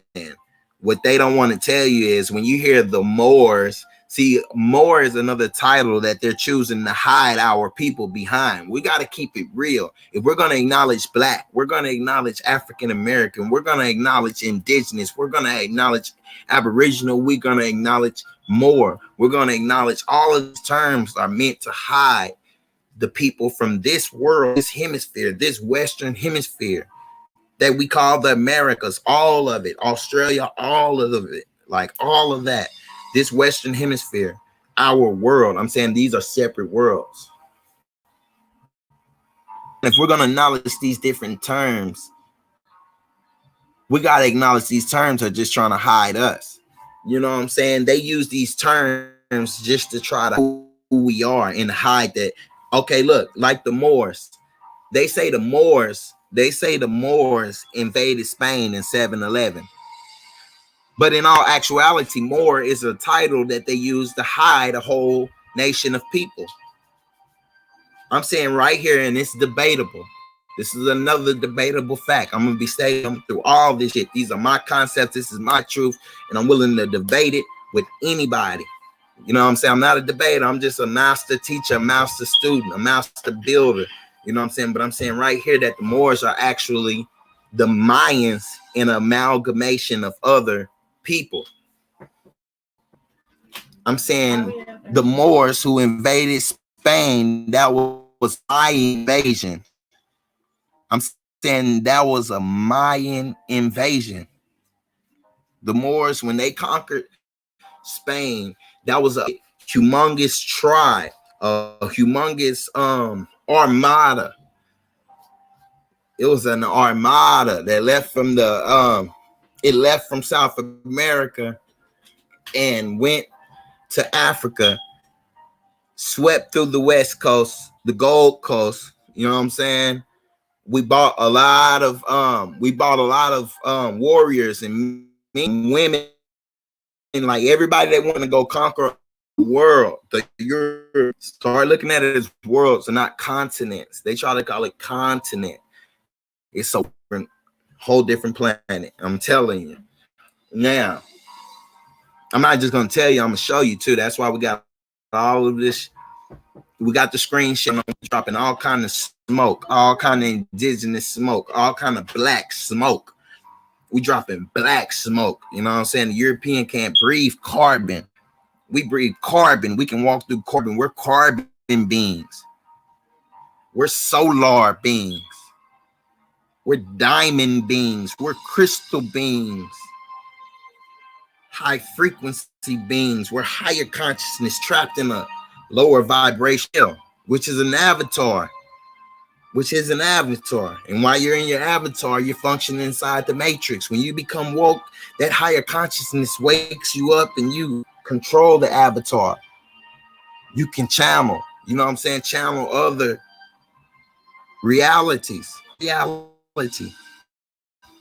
Now, anyway, I think I'm just building too much. Now, let me get back to the we finna get back in it, but we finna uncover a lot of truth. We already have. I was saying something I would debate on. I'll put anything on it. I don't know if they be gambling at them debates over there yonder, but I'll come through that debates over there yonder and lay some money down on the table, huh? And fight by the two, shoot by the hunt. You know what I'm saying? But anyway, what was I saying I was going to debate? No one is in the chat, you all. You know you can comment. You know what I'm saying? You can live stream and or watching a video. But now, and for those of y'all that seeing this on the Indigenous Realist channel, we're going to be premiering it. So if you catch the future at this point in the past, if you catch the future from this point of the past here in the presence, that we lie in the future, presenting this truth. Hell, I mix my if you catching this thing, make sure you hit the make sure you the like button, and make sure you go inside the description box and subscribe to Black Indian Chief. We bring in raw black knowledge, every part of every world. We're discovering new worlds in this build over here. Real for real. This is the black hole. This is the black hole. Black Indian black hole. And the main channel of the Hive is the rabbit hole. Now let's get back into this nigga John. Fuck John Jacob Astor. We're gonna come back to you all because I don't know if premiere later and watch the whole. Let's get shit. Who's heard of Hitler? Who's heard of Hitler and Nazis inside of Antarctica? Who's heard of that? Has anyone ever heard of that?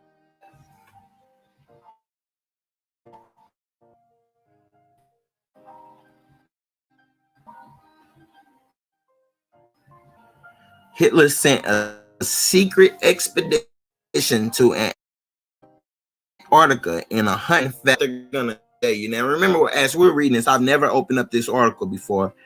I get most of the stuff I'm pulling gonna come out of you know what I'm saying? And all of the information I present is coming straight out. I are visual people. We want to see more than just a human talking sometimes. People like the information being given with a visual, so they like to see stuff. We're from the show me state of the being, which is the physical, to show me. Why you ask just to show the state. We need to see stuff. You know what I'm saying? We need to see information. I just type random things and not random things. I knew what I wanted, what I was going to build on. So I typed like 60 different topics into the Google stand, and then here we go. We're going through them right now, but let me screen share again.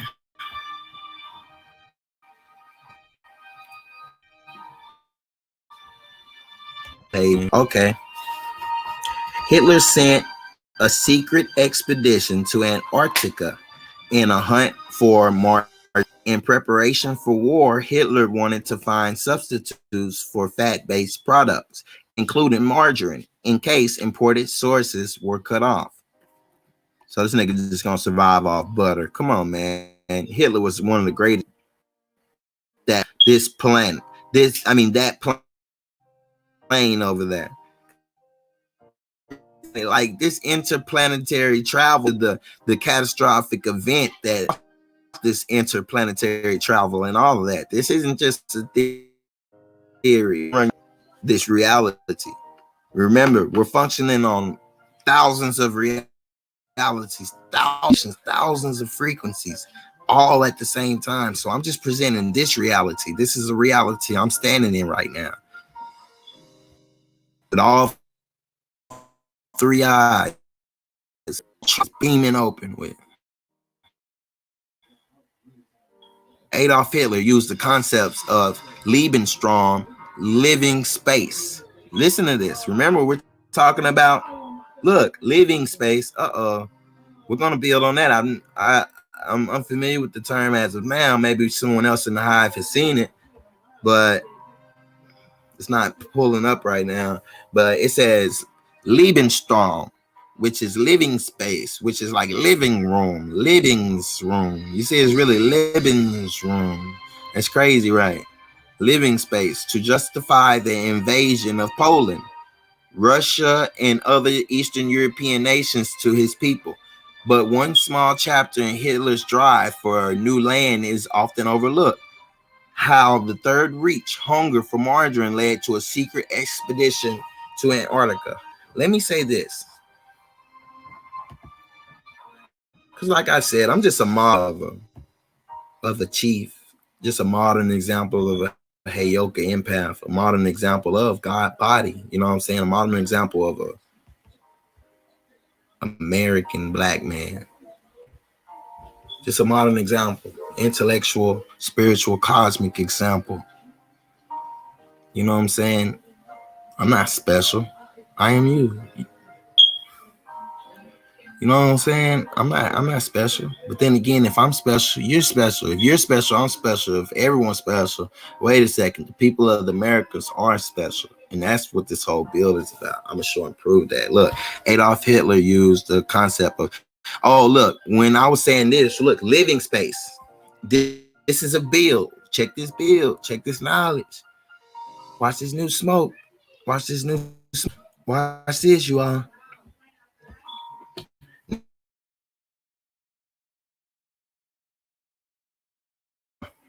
They're going to see the future. Y'all see it later. Future. I'm telling the future right now. I'm telling the future. If you missed this video right now, look, this is the future.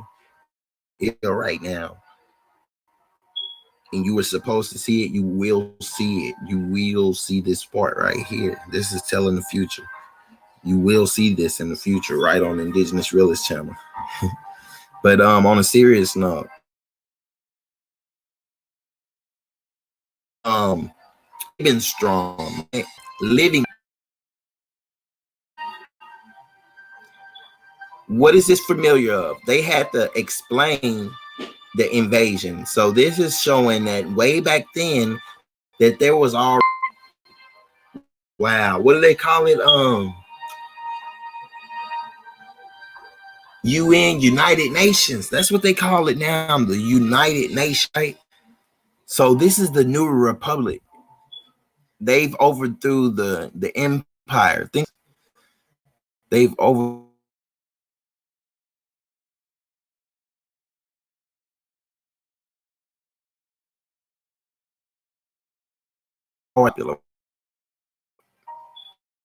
is buffering. Why do you think Donald just cut the tape on a new war branch of the military, a space branch. If you haven't heard of that space branch of the military, check it out.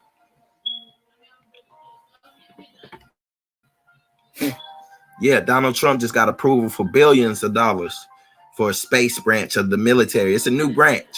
So now your children are finna be learning not just Army, Navy, Marine, but the option for space military is open now too. Did you know that, sis?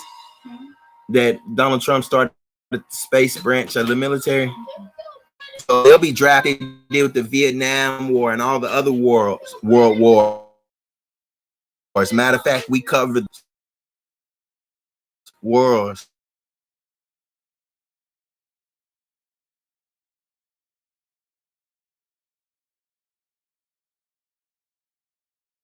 And I'm saying children here soon. They're gonna need all kinds of new technicians and new trades and things, and they're steady buffering this because they don't like this type of information going out. They're steady buffering this. You know what I'm saying? When you get to talking interplanetary things, this is why this bill is necessary. Here in 2020, we got to realize that when Donald Trump just gave approval, when he just initiated a new branch, we don't realize world history got done this already. He just made world history this decade, this century. You know what I'm saying? This century, this decade. By doing that, you all. He started a whole new branch of the military. Donald Trump did that, you all. We have a space branch now. So let me get back to the bill. Yeah. Going to what? Antarctica. That's where we at. Okay, we at Antarctica.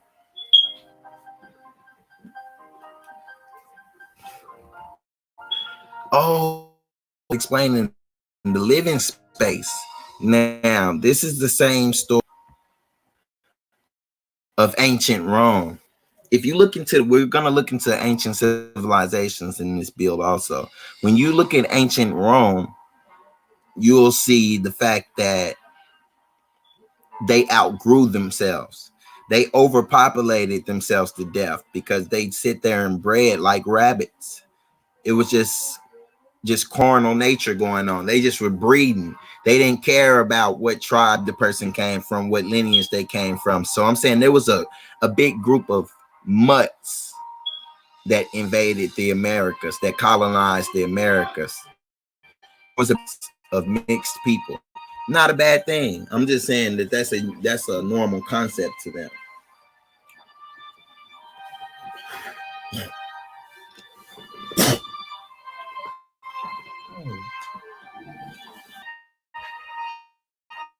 I need some water. What was I gonna say? So when the Roman Empire, this is new smoke too. This is dry, fresh smoke. This is fresh smoke. When the Roman Empire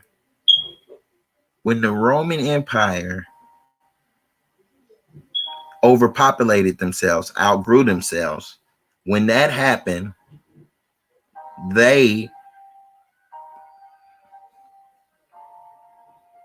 put together a rousing of the Aboriginal, indigenous, copper-colored people from the Americas who invaded Spain and conquered that and made that civilization flourish for 800 years, 800 plus years. Those people, they planned a coup. They wanted to overthrow that form of government over there and instill their own. So what they did, they ousted the people, hid their history by calling them Moors. So that's why I say Moors is an improper term, because they were just American people. We just went and conquered their world. We invaded their world. And so let me get back to this bill. I had a profound reason why I was saying that. Oh, okay, because overpopulating. So the Roman Empire had broken up, right? They had broken up. So these are the people These are the people, the old Roman Empire are the people the Mayan Empire went to go kill off and invade and slaughter.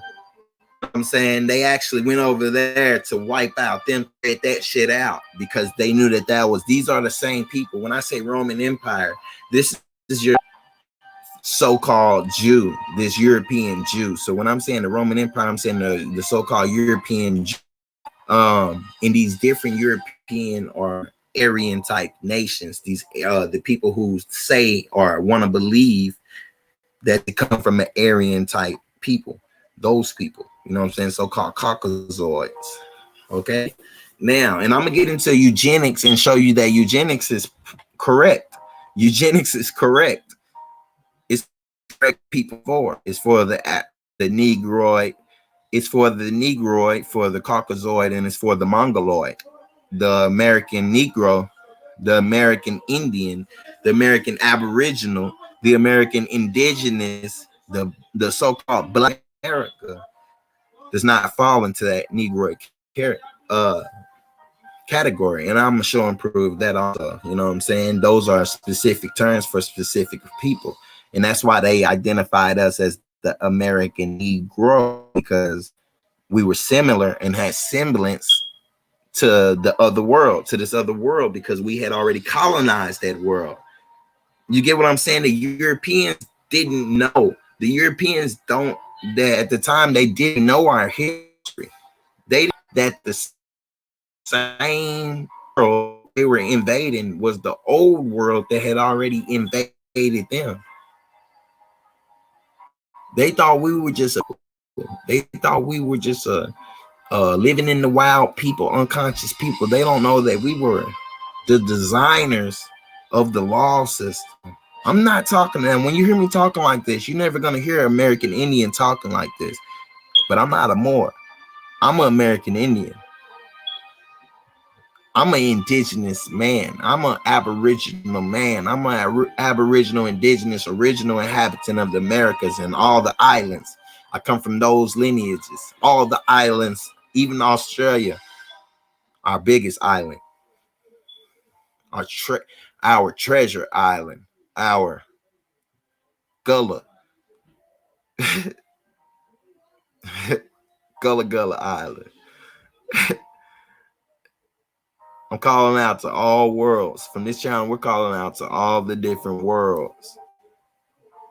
You know how NASA has the little, we're finna expose NASA. We're finna expose all that shit. If you've been in the stream already and you waiting for that type smoke come. Or if you feed this with us from the future, from the past, from the present on the Indigenous Realist channel, when we premiere this video over there on our main channel, just know that we got a lot of smoke coming.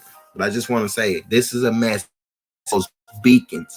I'm a Heyoka empath. I'm representing a lineage of empaths from the Western Hemisphere. We're not an Eastern people. When you think of black person, you look at a black person, you look at an African person. Now, I don't teach African hate. I don't teach black hate. I don't teach self-hate.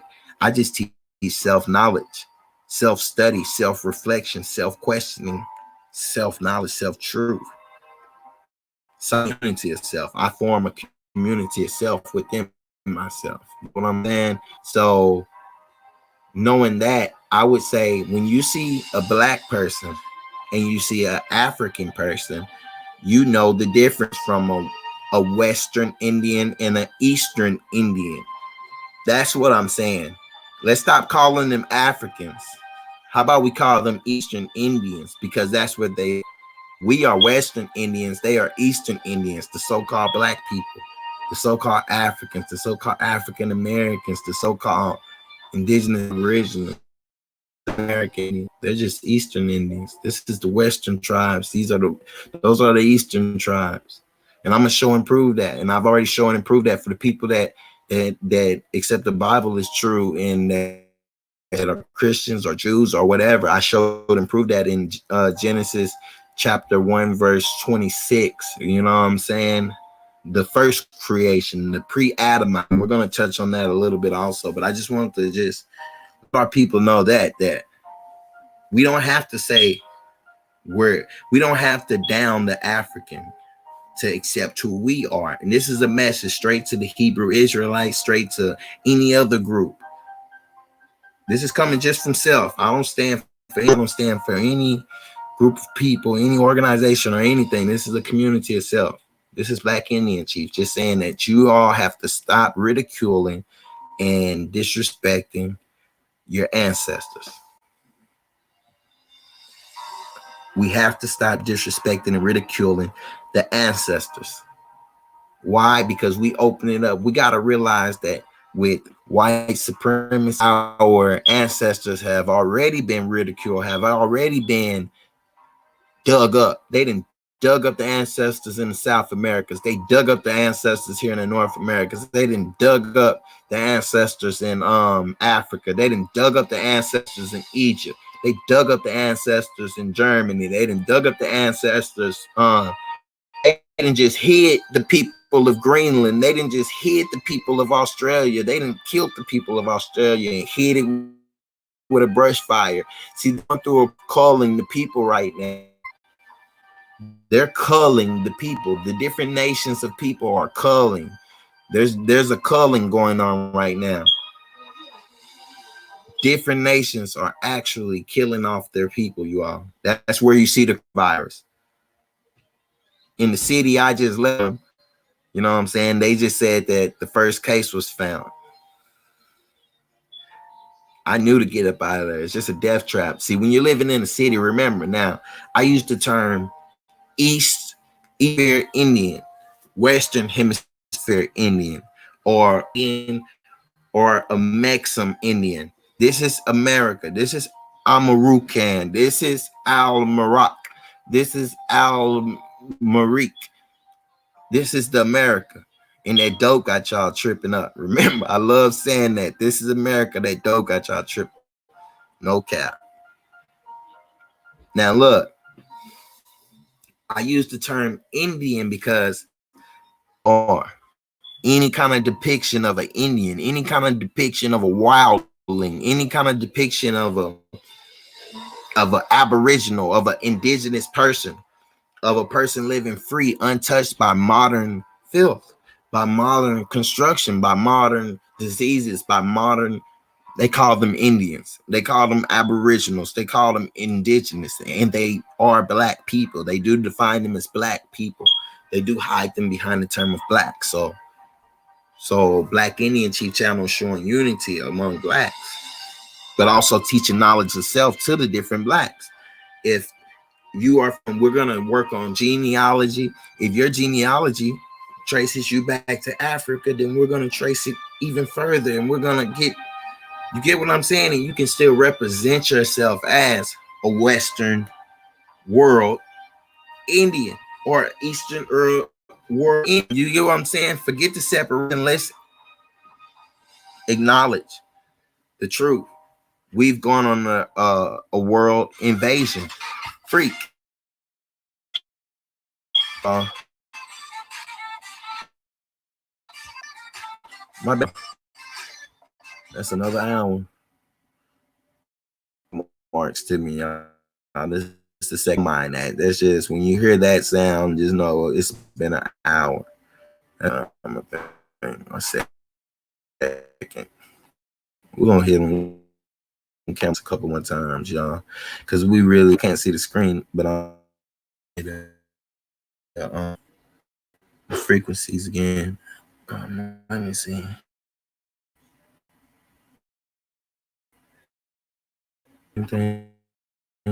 Buffering. Okay. Those that missed the reason for this channel, you're like, we ain't leaving, man. We all was Black at one time.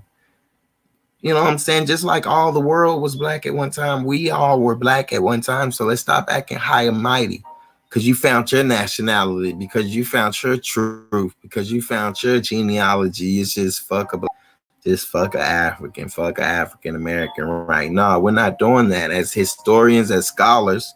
You know what I'm saying? Let's bring this information to all people. You know what I'm saying? If there's an Asian that doesn't have the information, I've studied, You know what I'm saying? The cultures and the histories and the empires of Asia. I've studied the cultures, the empires of all worlds. You know what I'm saying? And that's how we're able to make this link. But you know what I'm saying? Let's get to the build. Let me screen share. Let me go right talking about Adolf Hitler. Send it. Oh damn. We'll come back to it. I know what I forgot to say, but let me make sure I'm screen share. My bad, y'all.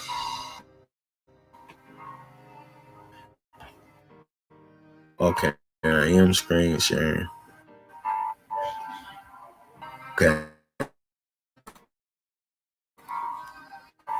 So he used living space or Lebensraum to justify invasion of Poland. And I was just saying that the conglomeration of the new Roman Empire, this invasion of the colonies that happened in the thereafter mass migration of Europeans over here to this new world, or the old world as I call it, the Western Hemisphere, that was because there was no more living space over there. They were over there packed, and that's where the disease comes from. Just like the disease came in Greece, just like the disease came in Rome, just like the disease came in Persia, just like the disease came in Egypt, and the inbreeding and things of that nature. And those are all the things they brought over here to the Americas that didn't exist in Americas, because this was the home in land of the free. We weren't overpopulated because the Americas are so humongous. The Americas are so humongous. So check this out. Oh, I just got a mean download. I'm gonna drop that in the bill by itself. Look, the tale began summer 1936. Hitler had completed a 4-year plan to boost the German military and domestic economy to be ready for 1940. He put scoring in March, and then he did a fat plan to enable Germany to improve efficiency of its consumption of buttermilk, cream, lard, cheese, bacon, margarine, salad oils, detergents, linoleum, and paints. So, I'm trying to. You want me to fire this back up? What they're not trying to tell you are.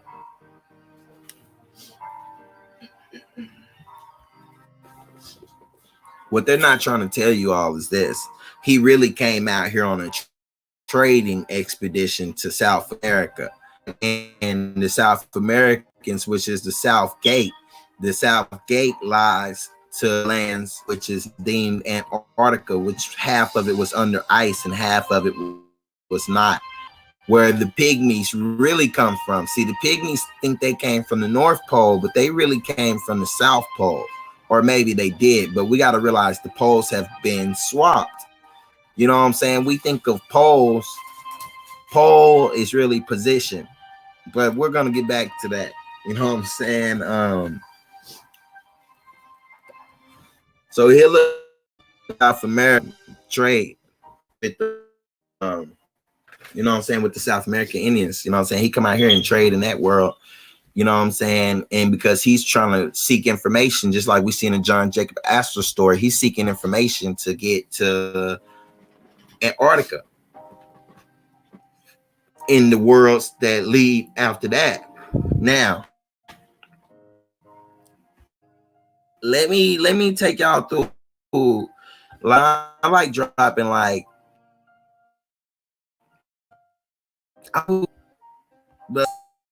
the master story teaching meanings, and that's what other thing means to be a Heyoka impact. You know what I'm saying? It's an old Indian term for the sacred clown. You know what I'm saying? The opposition to be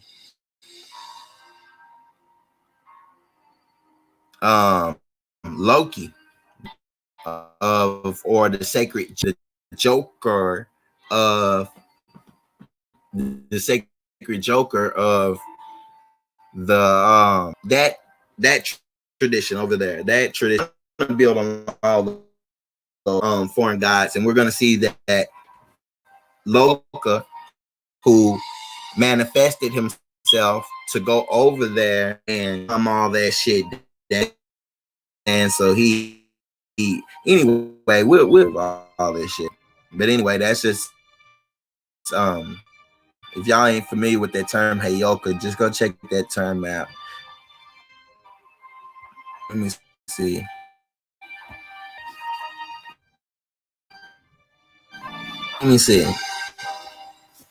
Hitler had completed a 4-year plan to boost the Germany military.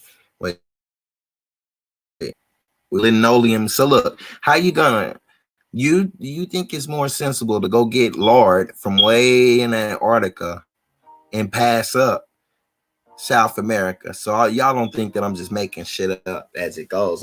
I use logic for a lot of my information. You know what I'm saying? Or I applied the billions. No, I ain't gonna freestyle. The millions of hours of self-reflection and, you know what I'm saying, self-thinking and conscious, the different lives, and, you know what I'm saying, beings, manifestations and shit I channel, you know what I'm saying, that type shit.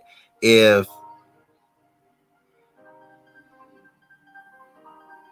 I just use logic, I apply all that information to logic and see that it would be better to just stop and, you know,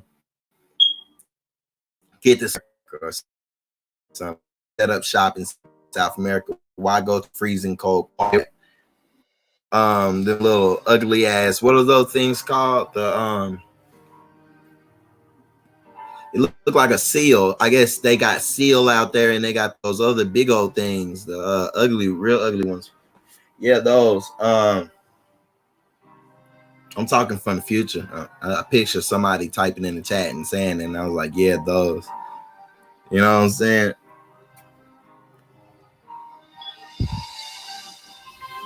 But yeah. Anyway, look at the supplies he was getting: butter, milk, cheese, bacon, margarine. How the hell you gonna get bacon? Efficiency of domestic consumption. Anyway, the idea was to find substitutes for these oil and fat. Oh, okay, he's finding substitutes for these fat products in case imported sources were. Oh, okay. You're gonna, if your imported sources are cut off, how the hell are you gonna import your motherfucking your goods from Antarctica? Hell, if you cut off from everywhere else, how the hell you ain't gonna be cut off from Antarctica? Or maybe is that a key? Is that maybe help us flip the dial, flip the marker? Because I'm using a compass. We're gonna have to get this mental compass down. That's what Bird Box was about. The little circular, you know what I'm saying? That compass, you know what I'm saying? As long as she had with her, that was a focal point. That was a focal point, you know what I'm saying? The spot in her brain beamed down to that spot on there and reflected back and gave her the information where to go. Something similar to a GPS, just the old version. You know what I'm saying? And y'all think I'm crazy talking about a GPS old version. You see this, what I'm saying?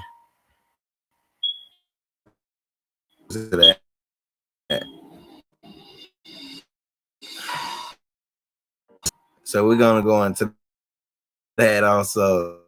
In get back. Wait till you see the ancient spaceships.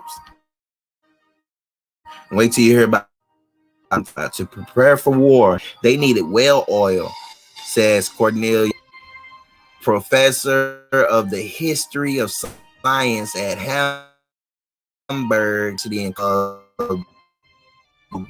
The Third Reach in Antarctica. I think that may be one of the books I don't know. The Germany Antarctica expedition 9 through 1939 summer haze. They had to buy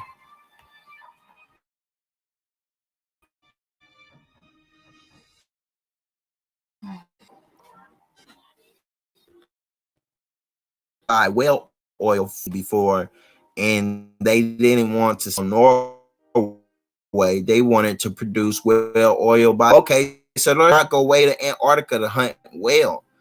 There's plenty of fish in the sea. The Schwabenland. Look at what they call it, Schwabenland.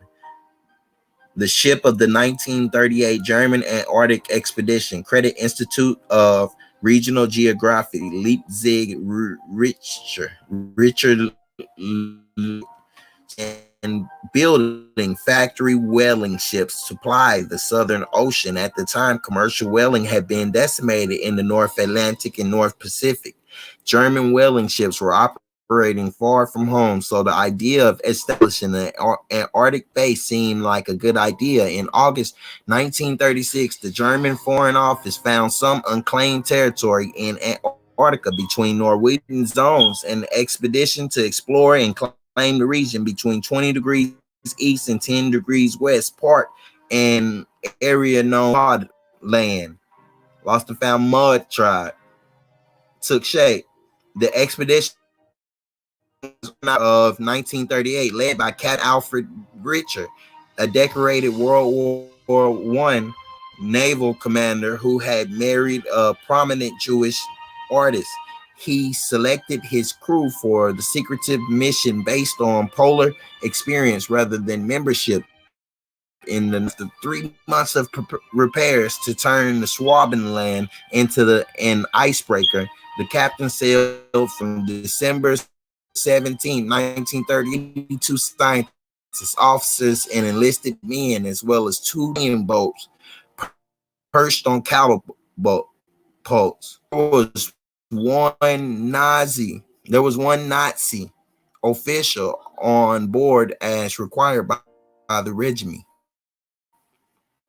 He stipulated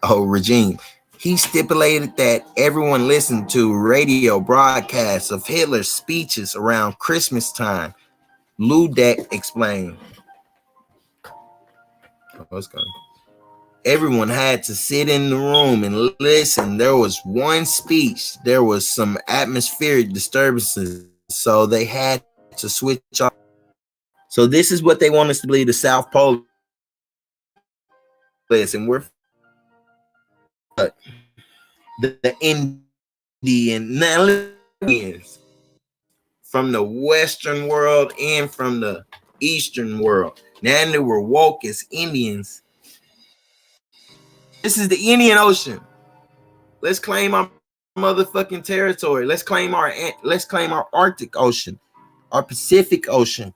Think about the movie Pacific Rim. That's what I'm saying. Look at the South Pole. We're going to dig into some maps that show you the South Pole. Look at this tip of South America right here. This is just like an old map. If you notice, they put a perfect picture, matter of fact, because in this series, we're actually looking at how we're looking at the world. Say that, all right, if we want to say that Antarctica,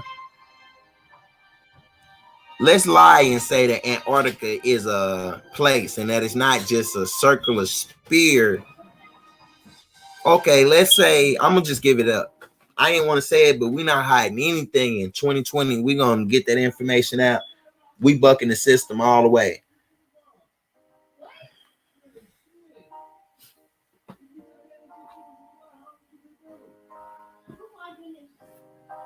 We don't own, well, I mean, I didn't read it.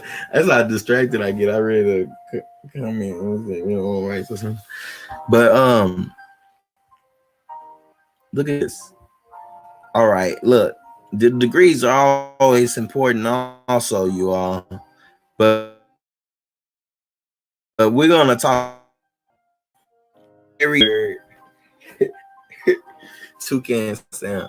No, I'm playing, y'all. But Larry Bird, Mary Bird, I wonder we're in the same family as General Bird. Matter of fact, that brings us into the topic of General Bird. And that video, I got that video somewhere up on the main channel, Indigenous Realist, and you can go check it out over there. It's like I with a computer mode for a minute. But anyway, this orb right here, this, I'm saying that there's back in the gap within our each different world or each different planet inside its own circle, inside its own hemisphere. atmosphere or its own dome. You know what I'm saying? And then that's the micro. I mean, that's the if you look at the micro as realms, or them called kingdoms, realms, domains, empires, things of that nature, and territory. So look at the macro of that, or a bigger version of that would be each or each so-called,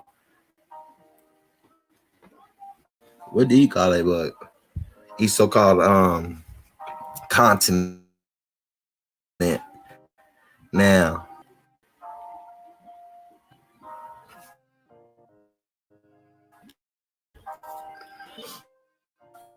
let's go back. What the heck is this? No, we don't want to be on there.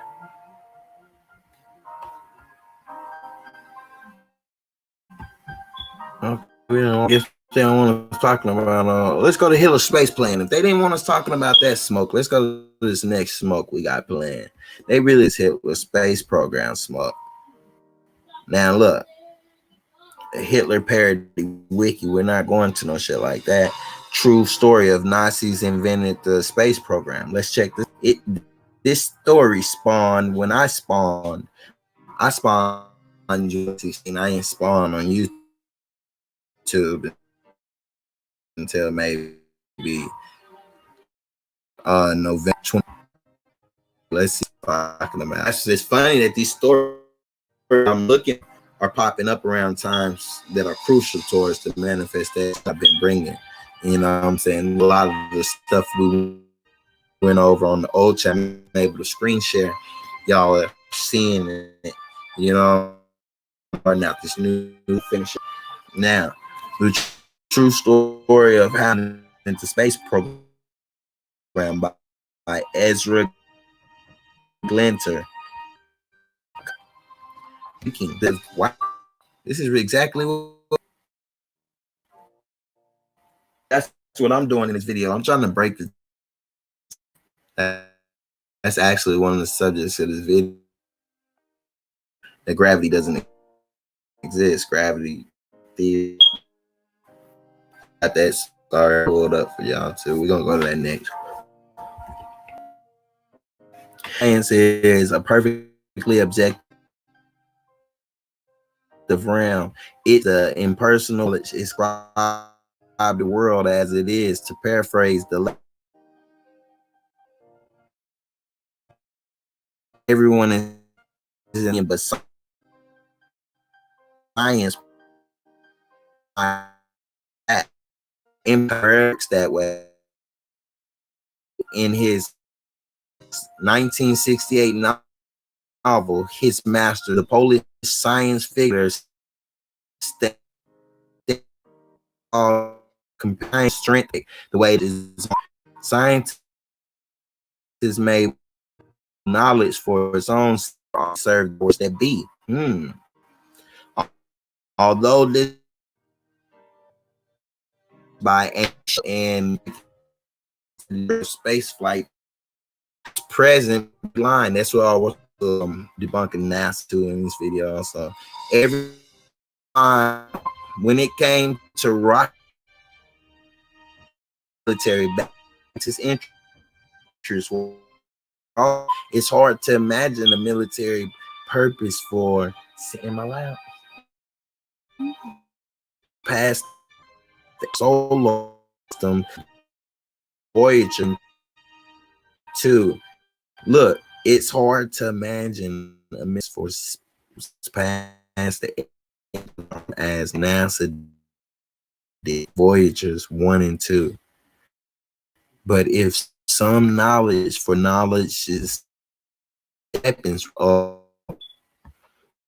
me see what's. I can exit out of the game for this. Nope, you're trying to go.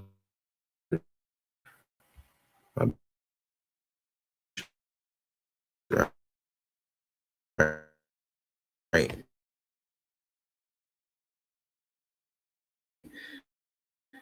I'm going this damn.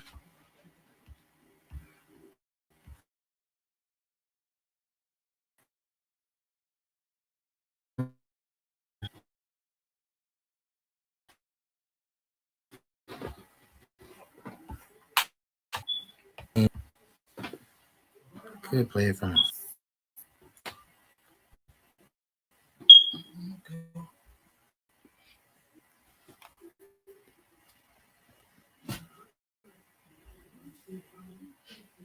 My bad. Intermission. Slight intermission. For when we watch the premiere, just notice a slight intermission. Let me see. Let me see. We're gonna be in here for May. We learn to people that did subscribe to Black Indian Chief. Man, what am I looking for? Needing that vibrational music. How they cut out? Mm-hmm. How they cut out? Mm-hmm. It's buffering.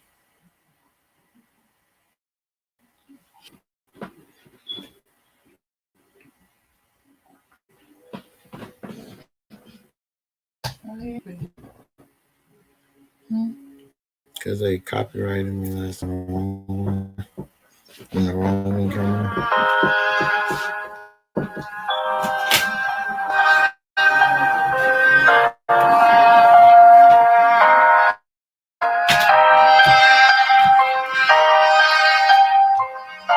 Okay. I hope that sounds alright, but I can hear it. That's all I need.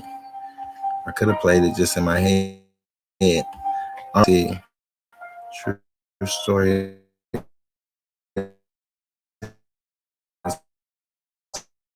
Bro, get the view Amy Shearer to tell in Breaking the Chains of Gravity, the story of spaceflight before NASA is present between every line. When it came to rocketry and spaceflight, nothing would have happened without military backing. Purely scientific interests were also at play. It's hard to imagine a military purpose for sending probes past the edge of our solar system, as NASA did with Voyagers 1 and 2. But if some knowledge for knowledge's sake did take place, it was on the back of weapons research.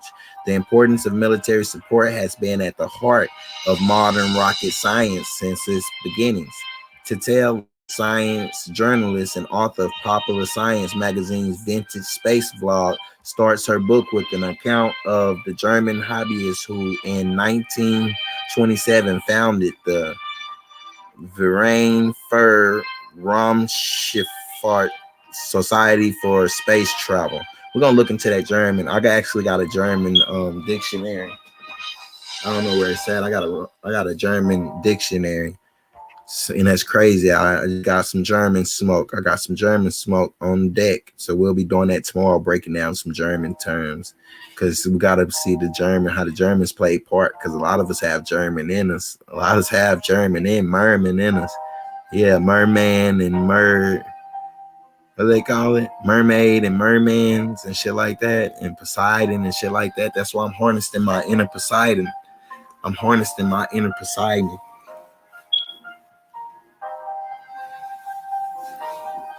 I got my green in my beard. This is my inner Poseidon.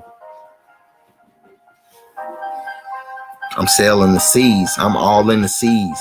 We finna uncover some underwater smoke. Not today, but here soon. So make sure you subscribe to Black Indian Chief and get it live, or you can get it as a premiere on Indigenous Realist channel. Now, Societies for Space Travel, or VFR, in the back of the Breslau Ale House. Wow, it was founded in the back of an ale house. So niggas was getting drunk and they founded that. Wow.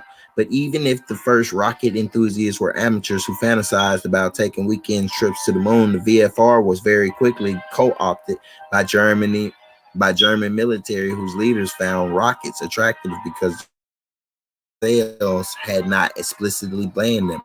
Rockets received even more support from the Nazis, although Hitler was initially lukewarm on the idea.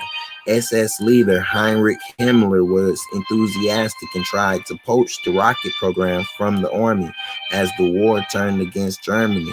Hitler also warned to rockets, seeing them as a potential miracle weapon. By the time infamous V-2s were ready to fly, it was too late for Germany.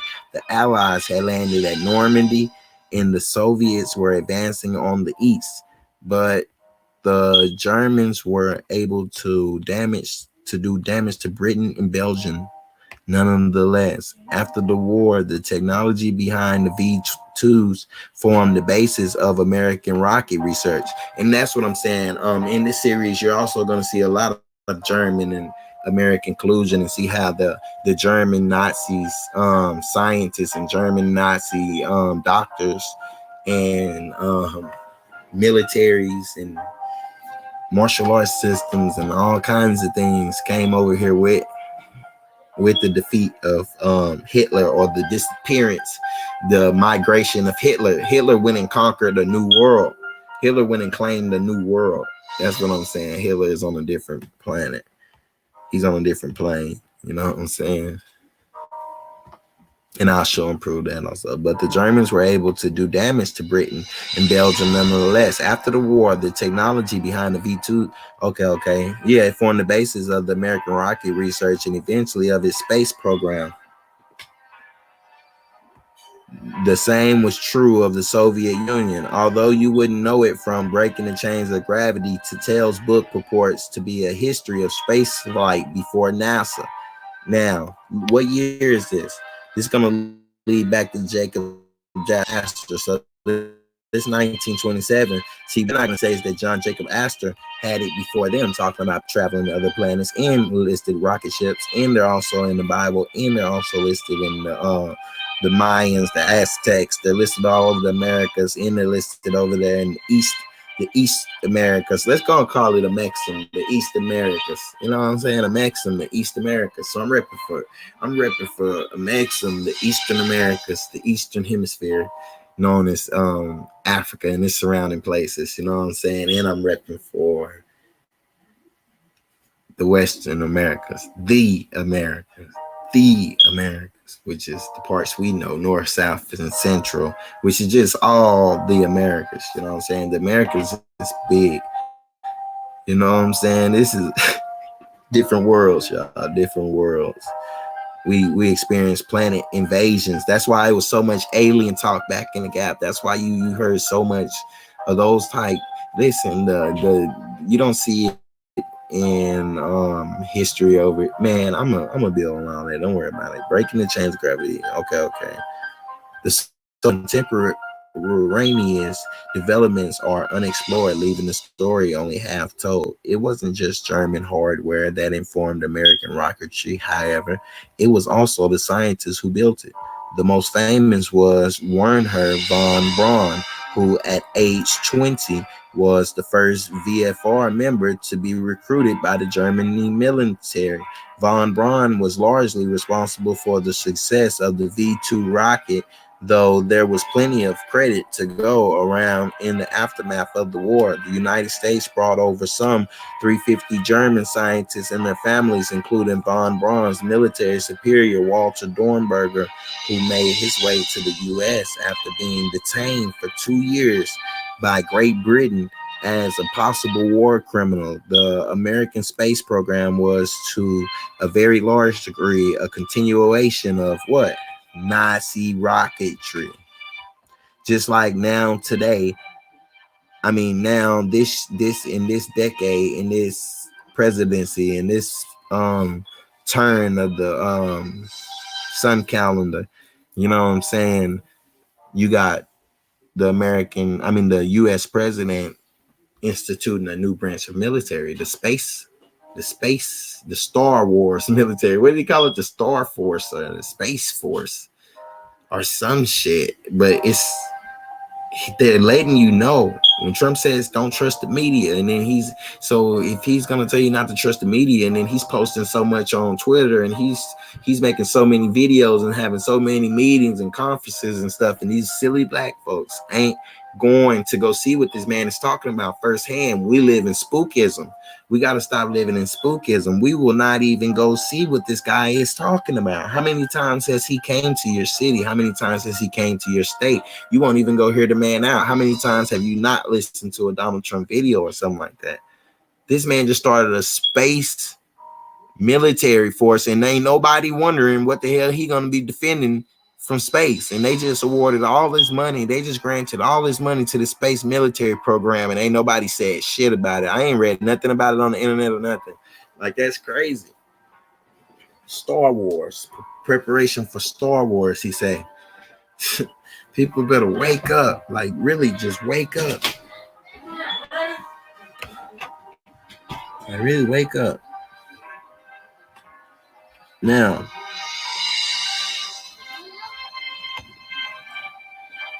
Tito points out, let me get some water.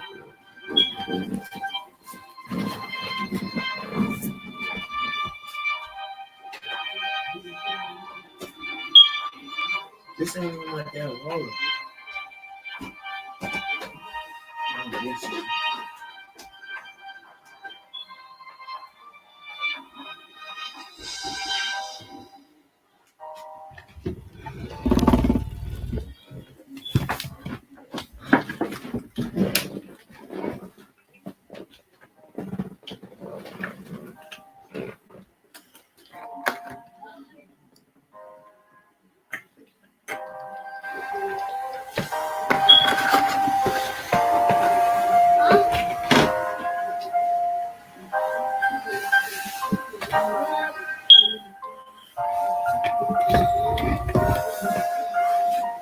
Damn, I don't know why I even opened that water if I wasn't going to drink it all at once.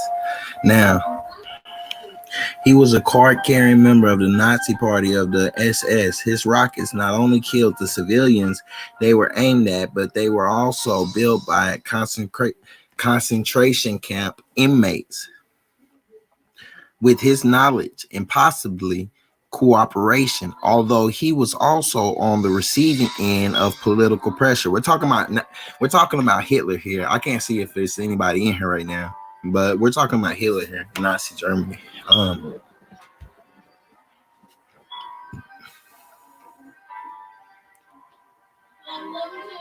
Although he was on the receiving end of political pressure, he was briefly detained by the Gestapo in 1944 after expressing pessimism regarding Germany's chances of winning the war. His involvement in Nazi atrocities was his own doing, as Tittel writes. When he was first pressured into joining the Nazi party in 1937, he did have the option of not joining, and forsaking the half decade he had spent developing the Aggregate series, but it was not an appealing alternative. Suffice it to say, others made far greater sacrifices. Von Braun was also more interested in space or exploration than in weaponry. However, even if he did put his own curiosity above moral consideration, later on in magazine articles and television programs, he helped popularize the idea of spaceflight to an American audience, proposing the construction of an orbiting space station that would serve as the base for a 70-person, 10-ship expedition to Mars. Nor did he have any great loyalty to Germany as the war wound down. He desperately tried to surrender to American troops to put his expertise at their country's disposal. You see what I'm saying? Germany collusion on the space thing, on the travel to Mars. And Mars been popping up a lot too, you know. And I've been wondering, where has been Mars? See, they make the space station. See, we got to realize the space station is a reflector. Look, these different space stations, right? Let me do this bill. Let me drop this space station smoke. Let's get this shit cleared. Look.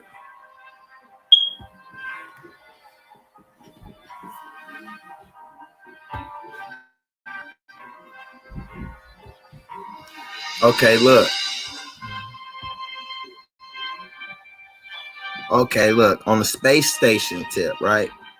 every world has its own space station above it, because that space station is, wow. Okay, look, you all wonder why you never see the space station in the sky. There's a space station. Okay, remember earlier, right? Do I have to pull it up? This infinity sign. Do you all know what the infinity sign is? Do you all know what the infinity sign? It goes in like this, like a figure eight, like the number 8 turns on its side. That's the sign for infinity, right? A never ending. Or also the Illuminati use the sign with the phoenix, the double-headed phoenix. Different traditions use it as Ouroboros, which is the snake biting its own tail. Different traditions, different civilizations had different speculations into the great um serpent in the great figure 8 and things of that nature. You know what I'm saying? But it was actually, all those things actually symbolize the sun. All those things actually symbolize the sun. Sun being, the sun's rotates. See, people think the sun doesn't even rotate. The sun moves on a figure 8 track. It moves on a figure 8 track, and every now and then it burns out. Oh, it burns out of the world because it moves on that figure 8 track, like, and it gets lower and lower and lower. That's the swastika from. The swastika is that lowering stage of the sun. You know what I'm saying? That's why they wore that patch. That's what that patch stood for. It was the sun's patch. And you get the sundial from Kemet. You get the sundial here in America. You get the sundial everywhere. You know what I'm saying? And those type things, the compass, the square, and all those type things. But anyway, let's get back to it.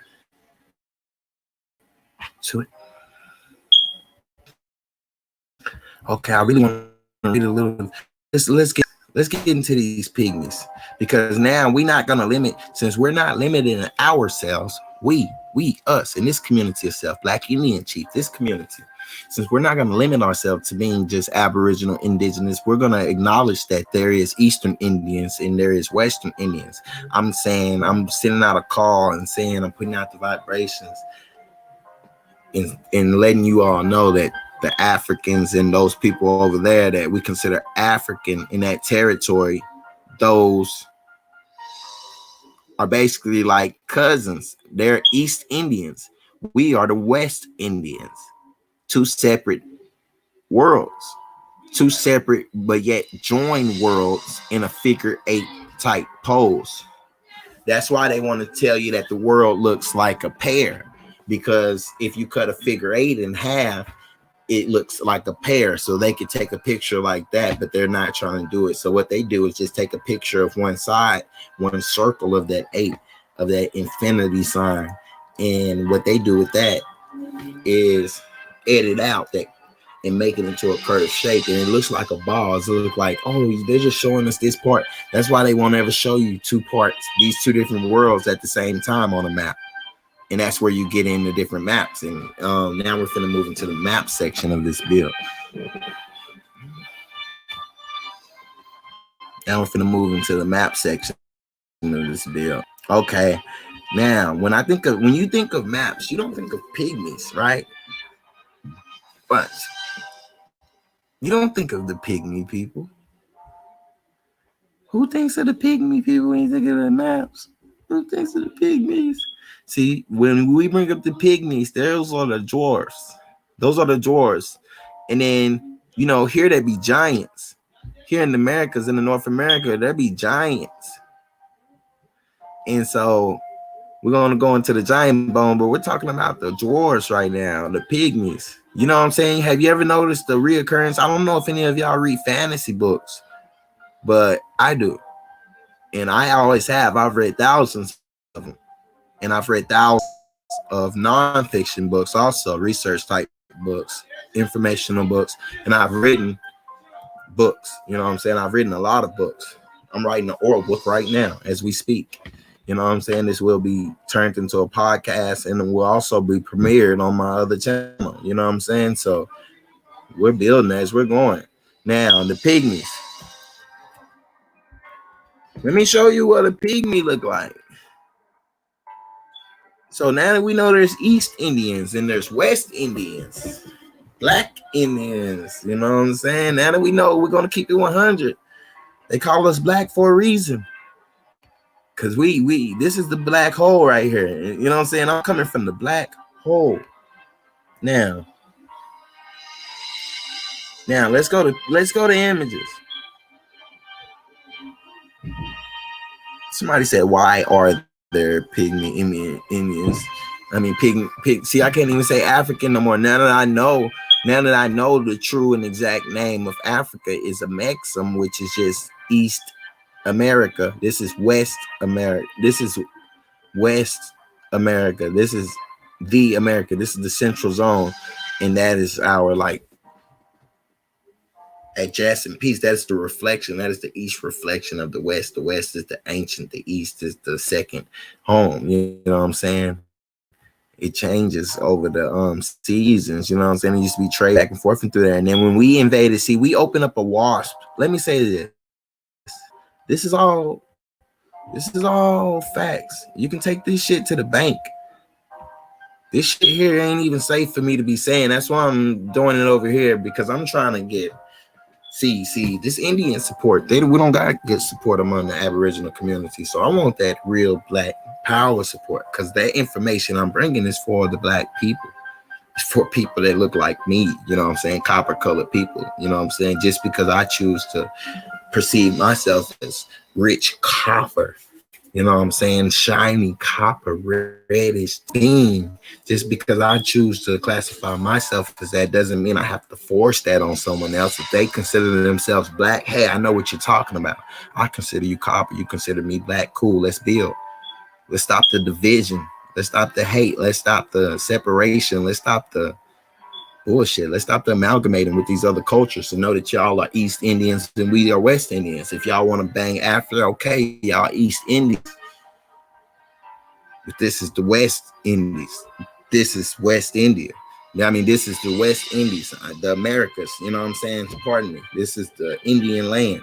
So don't let them try to trick us. That's why they try to trick us and say India as a India was just a marker. That was just a marker, so we know to bring our people that we were on that land too. Because if you look at the shape of India, India is in the same shape of South America. So if I had to pick a spot to leave my presence to let people know, like, hey, I was here, I picked something familiar. And India is in the same shape as South America, and it's called India. And I'm telling you, I'm coming with the truth. Black Indian chief coming with the truth that hemisphere is a separate world from this world over here. You know what I'm saying? Whether we can call them both Earths or not, this is the dual world. That's why you see, I'm gonna show you. Look, I can show you. I'm just gonna. And we in the physical. I can only show you in the physical until you open up your third eye and meet me in the spiritual, meet me in the non-physical. You know what I'm saying? In the cosmic, in the astral, in the ethers. You know what I'm saying? So let's go. Let me see. I'm just going to show you this yin and yang.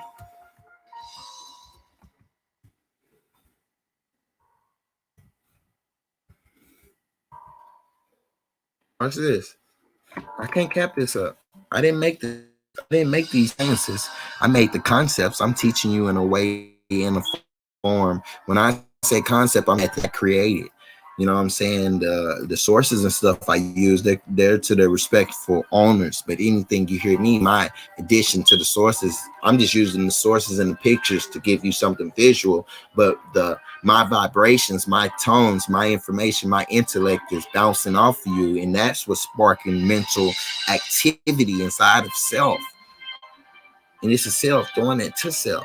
You know what I'm saying? If you self and I'm self, then it's just one self. You know what I'm saying? People stop the division. just bang on Africa. Beware of them in on Africa. Like, on Kim folks. Yeah, I said it. Black Indian. Oh yeah, and the statements on this channel, you all. These are the soul mental properties of Black Indian chief. You know what I'm saying? Don't bring no smoke to the main channel. Bring smoke and chief. Now, look. This is, I'm telling you, the yin and yang is our symbol.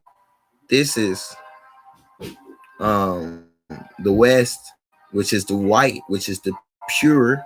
That's why they came over here. So, which means what? Noble Drew Ali said, I'm not a Moor, I'm not any more of any organization. I am just the fearless chief. I am the fearless chief of the lost and found tribe of Mud, which is just a acronym. Mud is just an acronym. You know what I'm saying? And the lost, the LFTOM is just to be viewed as a unification point for all people. And that's, I'm even promoting the tribe course. And I know people going in a good word and okay, I'm gonna master etymology this week. Now listen, this is the Americas. The black ring. If you actually look, let me zoom it some more. Actually look, this is the America. This is our counterpart, which is the Exum. This is America. America. The black is now this black dot symbolizes the ignorance right there in the heart of the Americas. You know what I'm saying? This hemisphere, this Western world. So that means it's showing the mass. But if you see this white, the whole, you stare at it, you actually see the black dot in the middle sinking. You actually fall into that tunnel. It's like a black hole if you stare at it. But anyway, you have to do that in your own time. But you can always video and try it. You know what I'm saying? Like go to your own Google search and try it. It actually turns into a tunnel just like the sun. And that's symbolizing the sun and the moon also, by the way. The sun and the moon, you know what I'm saying? Showing the moon. This is the America. America is by George Washington chopped down. You know what I'm saying? Like, so look. If you look, this part that I told you is called Africa. This isn't even black because there's a black ring. There's a black ring. If you look at the separation, this is gray. This is black. This is gray. This is black. And the dark black ring going around it, that symbolizes the unknown. So these two bodies, these two worlds, this is a reflection. This is the higher, by the way, this is the higher and the lower. This reflects not only the sun and the moon, it symbolizes the two different culture zones, which would be the Americas on one side, and which would be Africa on the other side. And we see the light because you look at all the Eastern traditions and stuff that came over there. That's why we have Western traditions, which I am a Western occultist, you know what I'm saying, a Western builder, you know what I'm saying. And you got the Eastern traditionists, and I'm an Eastern traditionist also, you know what I'm saying. I can build with anybody, from the Kemet culture, from the Hebrew culture, from the Assyrian culture, from the we can build, like, it don't matter. Anybody want to debate on the whole Aryan Brotherhood thing and the Nazi thing, and I can show and prove that the Nazis, the Aryans, pardon yourself, the Aryans were actually just another race from another planet. You know, we're just talking about aliens here to it. But I hope y'all caught from that yin and yang build. If y'all unfamiliar with the yin and yang, I'll probably do a whole separate build for itself. You know what I'm saying?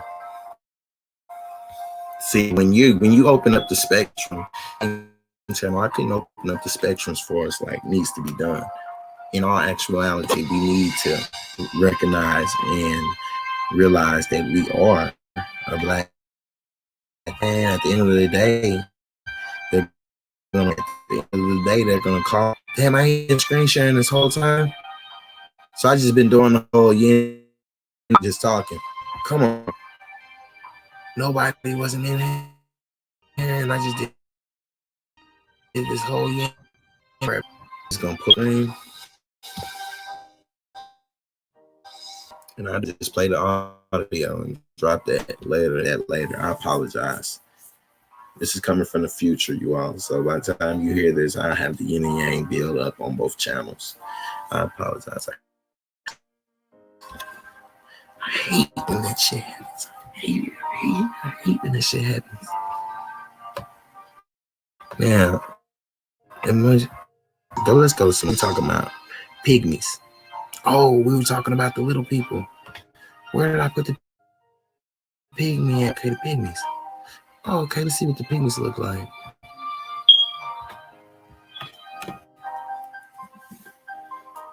Oh, I got my computer back on. Okay, cool.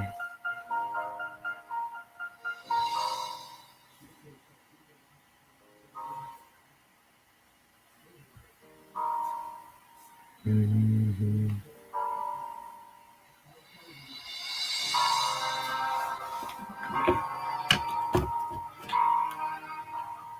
Okay, now these are the pygmies. These are the pygmy people. Let's go.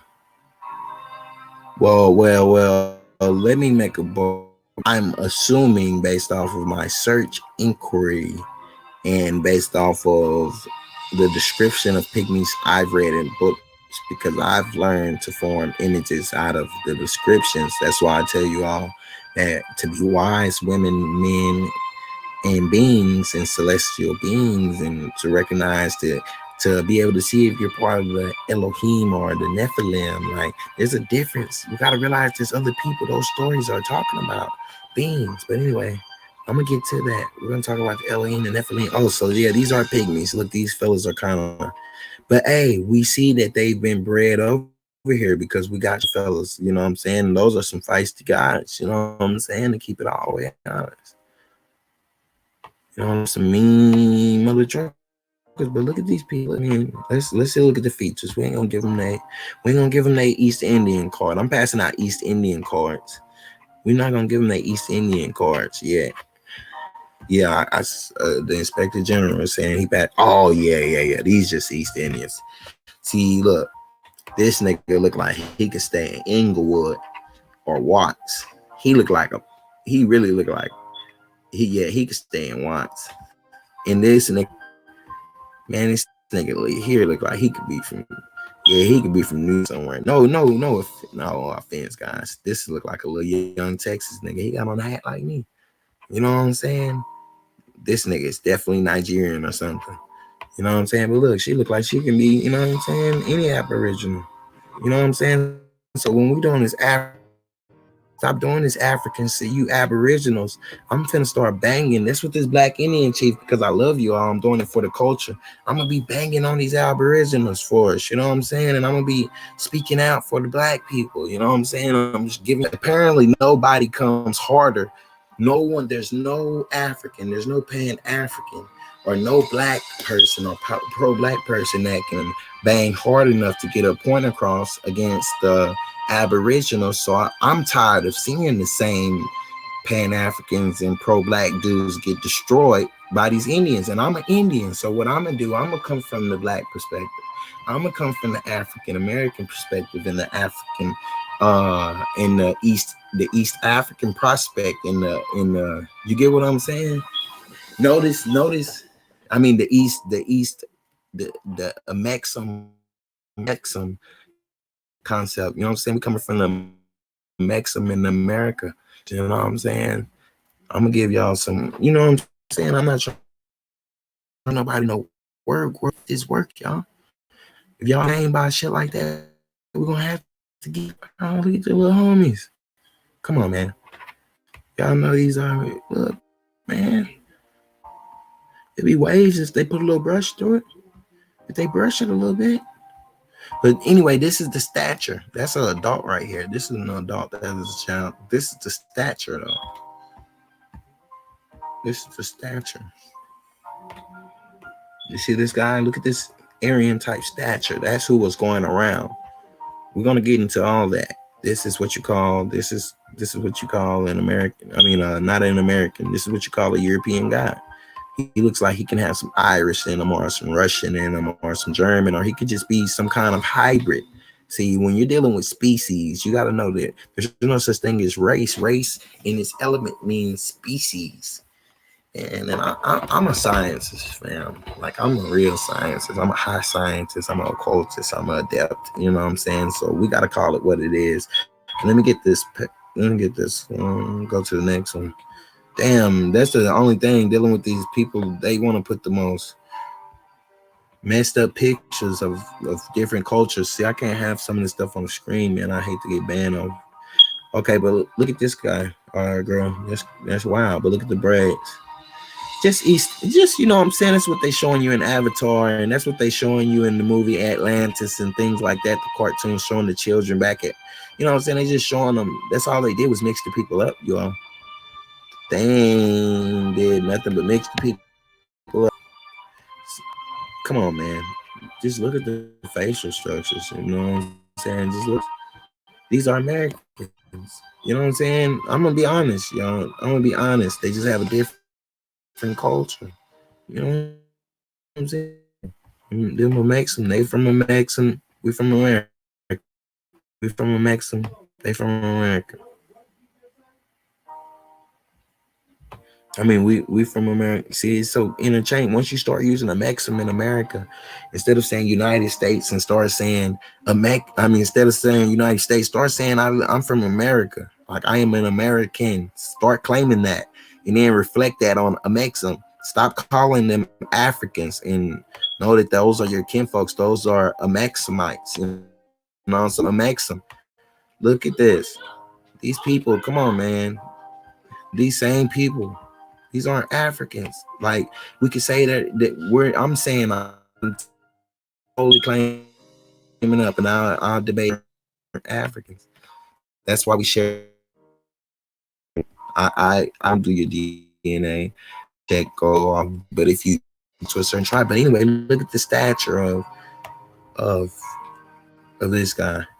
It makes him look tall, but this guy can't be nothing but maybe 6 foot. But look at these little guys. These are grown men, you all. These are grown men right here. These are the pygmies. But look at this weapon here, the little fellas. Let's go. Look at the bow and arrows. Look at the bow and arrows. And then you little guys and wonder why they're so feisty over here in the Americas. These ones with the smallest stature, because they, you know what I'm saying, they come. Look, these are grown folks, you all. That's height. Four. They look like 4'3". Man, they look just like Americans to me. We gotta. Oh shit. We can't. You can't ever just do. You can't ever just show. They always want to do some extra shit. Anyway, you see the United States Declaration of Independence and the Declaration of Okay. Now we're gonna get back to that. And you notice they call them halls. If you ever read any kind of fiction books, any kind of not fiction, but fantasy books, you notice that the dwarfs always had halls, and the kings of different lands had halls. And you want about that's what we're showing, proving. Now, when we're talking about, we are about Nazi Germany and Germany's expeditions into space travel, and also their thoughts and their theories and their things of that nature into space travel, and then their journeys into Antarctica. Now let's look at Madame Blavatsky. Now, people don't realize who Madame Blavatsky is. And Madame Blavatsky, or Helena Blavatsky, typed in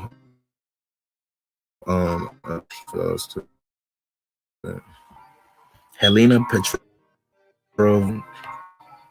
Petrovna Helena Petrovna Blavatsky, Russian.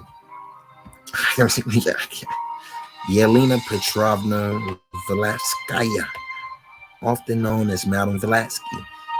12 August. They don't know, but of 1831. So look, 1831, and she didn't die till 1891. Wow. Now, was a Russian occultist. Now look, but she claiming her nationality when she's saying this. For all you Moors talking about nationality, nations are worlds, doofuses, nations are planets. Not to disrespect anybody. I'm talking to the ones that's always saying nationality. So look, Russian occultist, philosopher, and author who co-founded the Theosophical Society in 1875. So this is where this is of this chick, this woman, this deity, this Russian deity, small deity, you know what I'm saying? Because I'll teach you more. I mean, I'll drop more smoke about that. But I go to just wiki. Just go to Wikipedia. People, yeah, I'm new at taking on some good stuff for you all. I know I could be showing better stuff, but I just don't know where to search and stuff like that. It said all I do is search inside self. And if you haven't subscribed already, make sure you subscribe into this channel, into the main channel.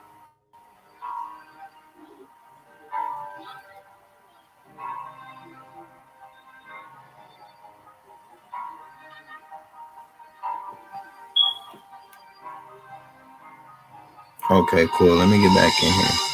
I ain't seen no chats and I ain't seen nobody in the comment section. I don't know what's going on. But anyway, because I'm streaming from a third party app, so that's probably why I can't see it.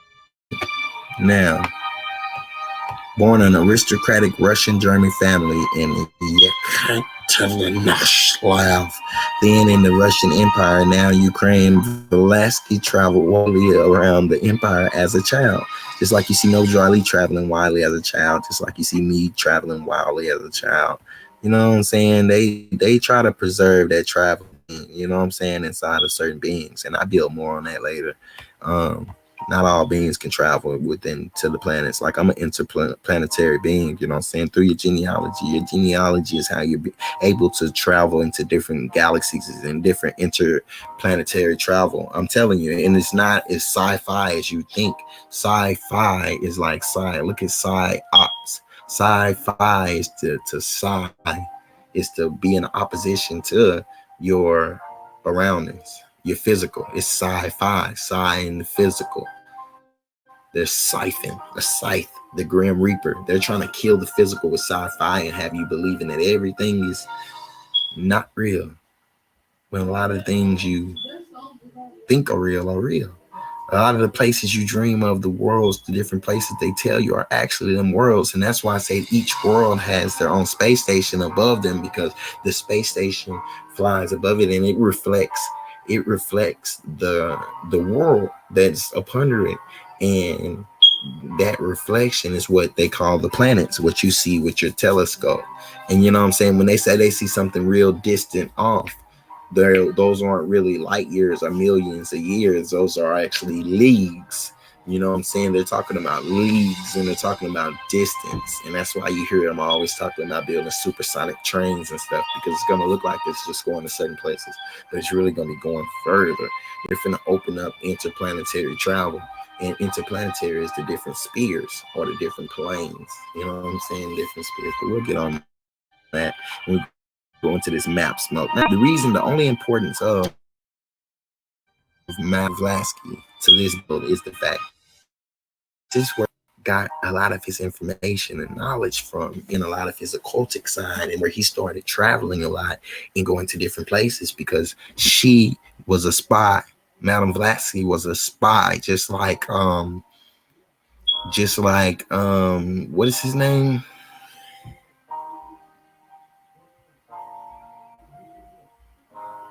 There's many spies, you know what I'm saying? And you got to look at the term of spy. Remember the 12 spies in the Bible. You got to look at the terms of spies. There's many spies, y'all. I had a hell of a download, and I know I can't drop it here, you know what I'm saying? And Anyway, we're going to talk about the developing of different chemicals and stuff that went along with Nazi Germany and too, and how doped up Hitler used to be because he knew doping. Never mind, I can't say stuff like that on YouTube. So look, let's see. Now I'm gonna stuff about this. Let's go keep it. Now y'all always hear about the giants. After the giants died in the Americas, the last of the giants died in the Americas, you all. I'm not saying that this was the only place there was giants. No, the giants traveled freely. And there's still giants around. They're just not here in these 2 worlds, in these 3 worlds, in these 4 worlds, and these worlds are still around. Peace, K Mims. I didn't know you were still in here, sis. Peace. But the giants that they're over here in the Americas, you know what I'm saying? It was a stronghold. Stuff and came over here to fight that. And that finna show and prove that. Watch this. I'm supposed to be clicking on one of these.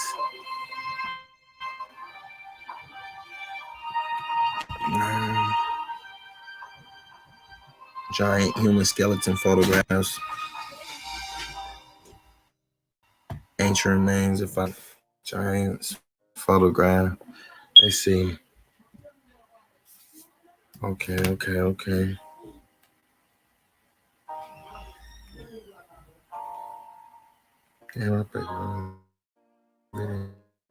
Okay, well, ancient.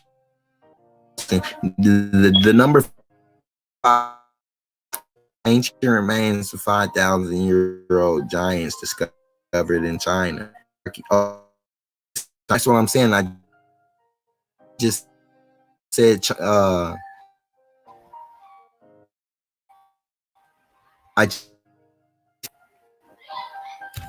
they over because we had their foot in their mouth when the first article about giants in China. But I'm telling you that there was much travel around the world, and that this was just where the last of the giants were found or died at. This is where the last stronghold of the giants, and there are still giants around.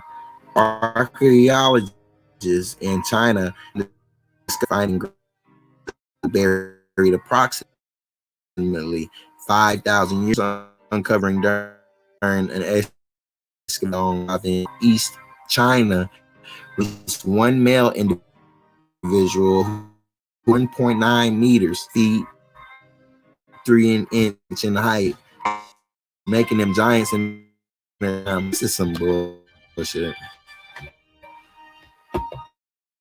This is why you gotta be careful and just bullshit. But they're being some just like booming, y'all. And I'm gonna be having real stuff for the website, y'all. I'm gonna promote the shit on my website. I'm gonna pay up for and everything. Cause there's so much misinformation out here, y'all. And I got it all in my head.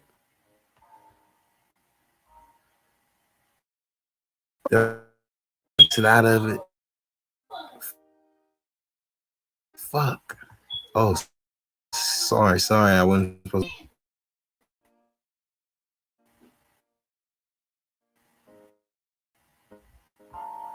Okay. Pre-Adamites. All right. I made a bold claim yesterday. Or, you know what I'm saying? I be channeling it midday, Sunday, and when I have 10 up, but I'm getting the subscribers up first. Consistent here on this channel, Black Indian Chief, with daily live streams, but you all have to come to them for them to keep going. You know what I'm saying? Even if it's just 2 or 10 people, you know what I'm saying? Just create. Now, reality. I try this. Let me see.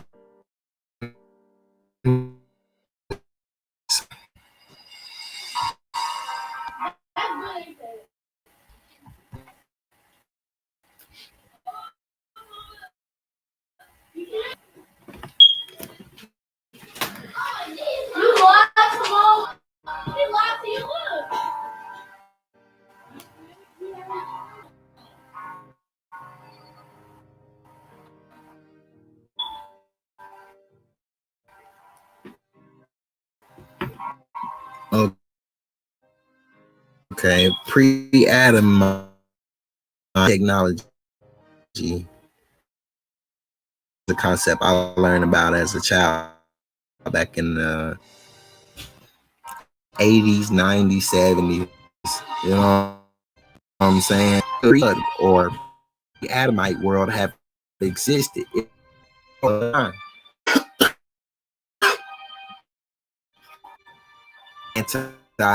Antediluvian,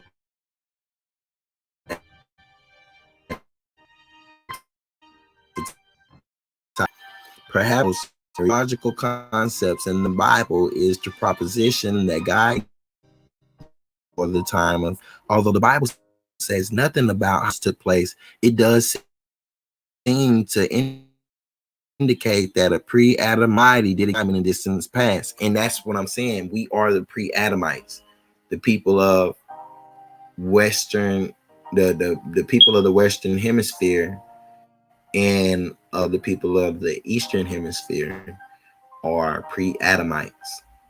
You know what I'm saying? Except those. Now, although the Bible says nothing about how this took place, it does seem to in society did exist at the past. And I built on that. I found it in Genesis 1:1. In the beginning, God created the heaven and the earth, form and void, and the darkness was upon the face of the deep, and the spirit on the face of the waters. Whenever it is stated that God made the earth, it is referring to restoration and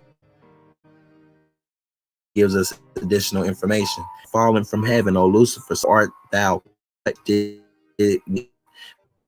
Thou hast said in thine heart, I will ascend into the hearts of God. I will sit also upon the mount of the congregation north. I will ascend above the heights of the clouds. I will be, yet thou shalt be brought down to hell.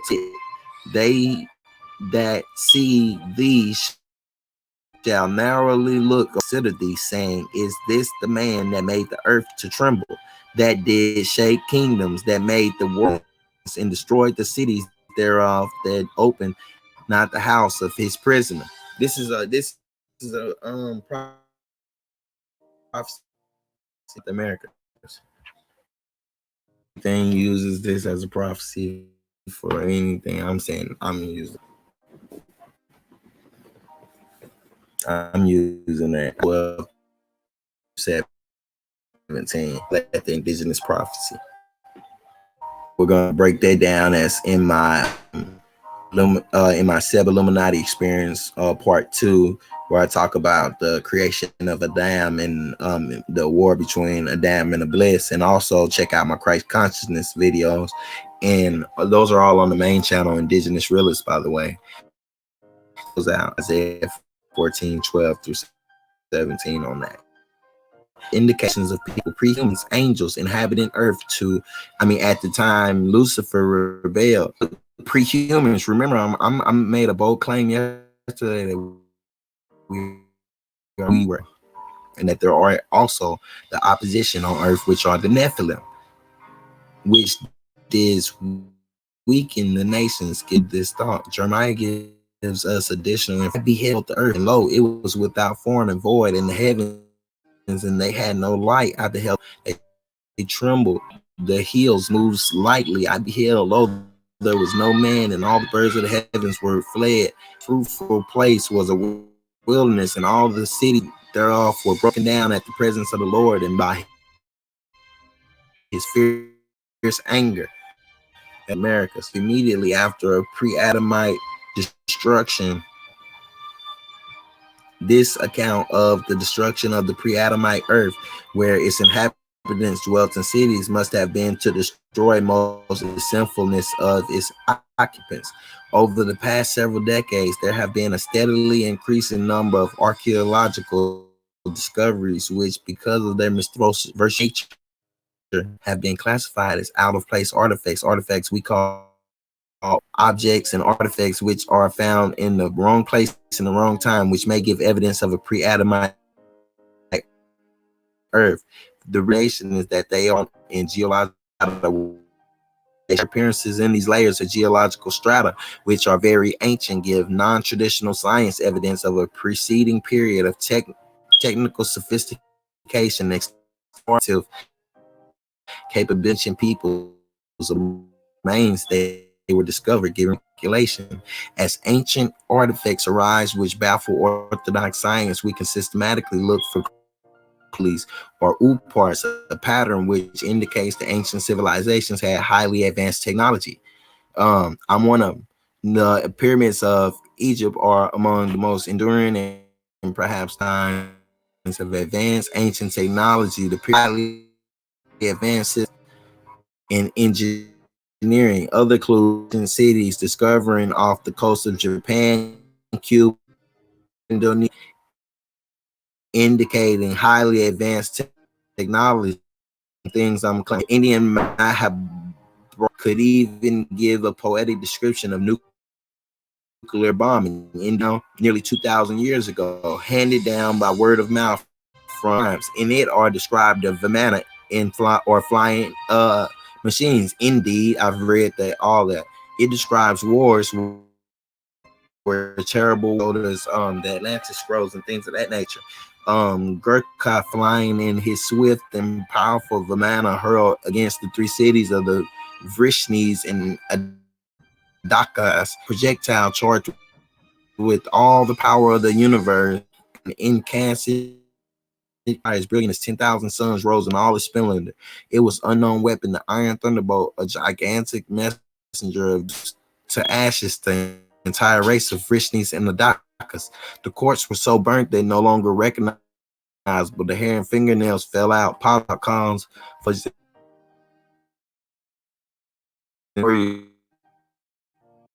steam effect was reported in the Scientific American Journal. The Scientific American. I guess it's a journal. June 1951, volume 7, page 298 was a book. A report was given concerning a metallic vase that had been dynamited out of a solid rock on Meeting Horse Hill. On Meeting Horse Hill. Listen what it's called. That's an Indian name, Meeting Horse Hill. Let me highlight it. So we'll check out Meeting Horse Hill on the later. Meeting Horse Hill in where? Dorchester. I met a more from I met a little brother more from H-Town, but his Dorch, and he kept on saying like, bro, I'm a Moor, like, bro, and we were Moors, bro, and my name Dorch, saying that, and look at this, Dorchester, Massachusetts.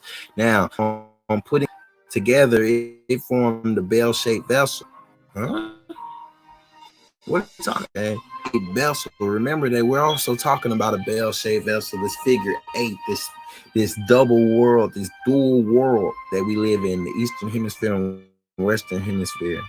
You know what I'm saying? On putting the two parts together, shaped vessel, but this is something I just make semblances, speak freely when I'm lying. The body considered vessel resembles zinc in color, or a composition metal in which there's a considerable portion of, there are 6 figures of a flower, a bouquet, beautifully inlaid with pure silver around the lower part of the vessel, vine inlaid also with silver.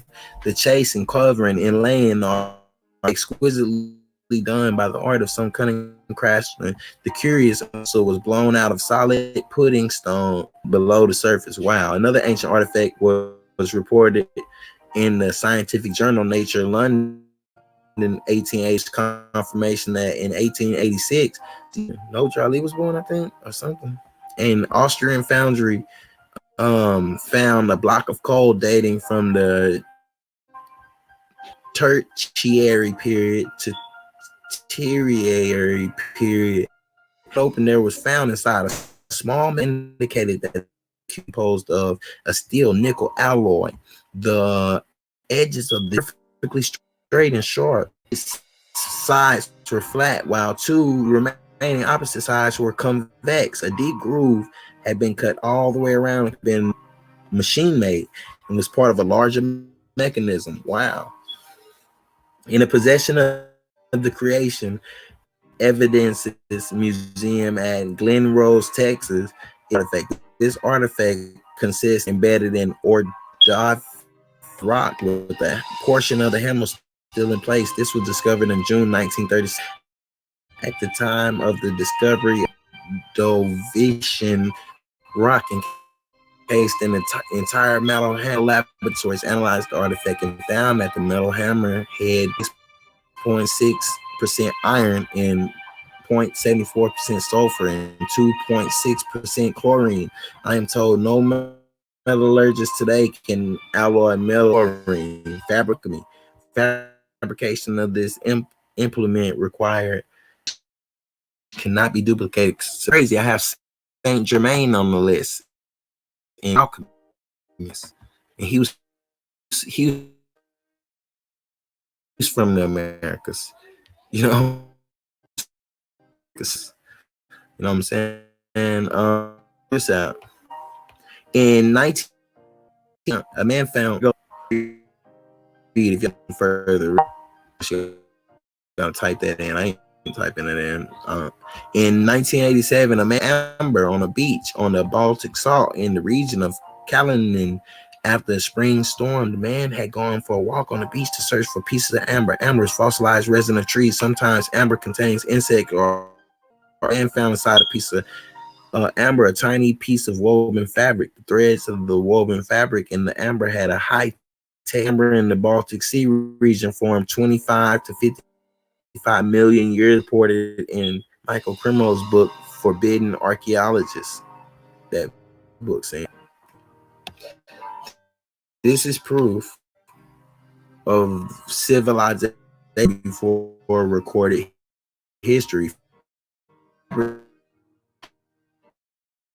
of civilization. Genetic disc. Genetic disc. And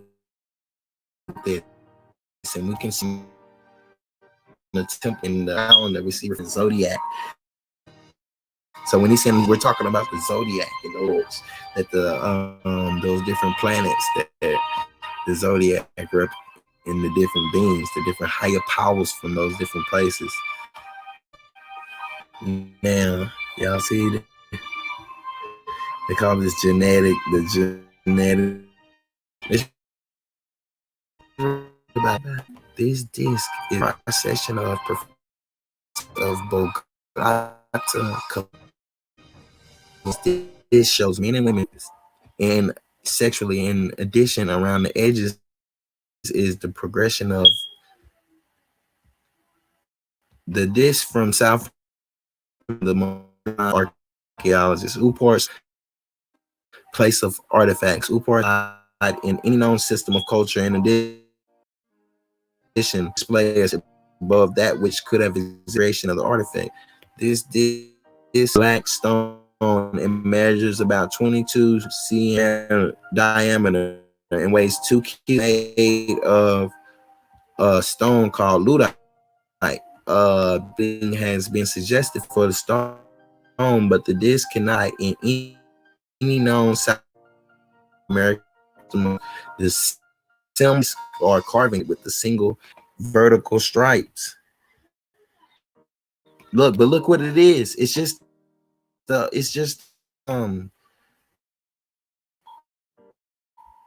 swastika.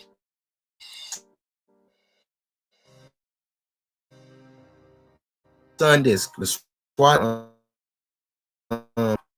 the eternity, that type. That's all it is. You are like I mean, sure different. They just said genetics, different kind of different keys. It's just those are just different keys. See that they find more of these type damn like tokens. Why do you think they use tokens in your arcade or your arcane, or your arcane? Let's see. Why the hell is wrong now? Symbols on the disc are carved and separated with stripes. One side shows details like male spermatozoid, eggozoid, female egg cells to fertilize egg, and the male and female E. So ancient on this ancient. Wow, that's amazing. This is called the genetic disc. Wow, this is a genetic disc. All right, the other side of the genetic disc shows scenes of cell division. Researchers are organized to different phases of human gestation on the disc. So that goes along with the smoke I dropped yesterday, saying that genetic modification has been around for thousands of years, which keep showing significant are the distant eyes and the broad nose of the zygote, character of the head. On here. All right, let's proceed. Yeah, I threw a tunnel, then it's showing it. Wow. Diluvian or pre-diluvian, meaning before the period referred between the creation of the earth and the deluge, which is the biblical Genesis chapters 4-6 records the antediluvian world in a highly condensed account from the genealogical list. The time between Adam and the flood of Noah, which was 1,656 years. Many have large antediluvian studies have revealed, mathematically speaking, that the population was approximately boom. Damn, I keep forgetting my side net of boom. But look, 9 billion people are in the world right now today. 9 billion. So we're being ruled by a small group of people, us pre-Adamites. That brings it into a whole different spectrum, don't it? I'm saying there's pre-Adamites. I'm saying Adam is this conqueror, this colonizer, this new person who wants to go everywhere and name everything. They want to go discover everything, the name. They're pointing out who Adam is. They said Adam was, he gave the name and invade shit and colonize the people and give it names and get names, explore everything, give it a name. I mean, put 2 and 2 together, and there's 9 billion people here today, and there's 9 billion people back then. Oh man, they can't see land for a more detailed explanation and timelines are generated. I'm gonna click on there.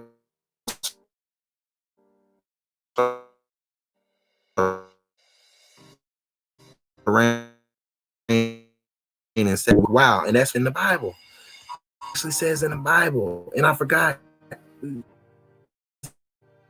Clouds or rain, instead the earth was watered by this. Wow. Water vapor. Yeah. Hebrew earth. Temperatures. You didn't know that?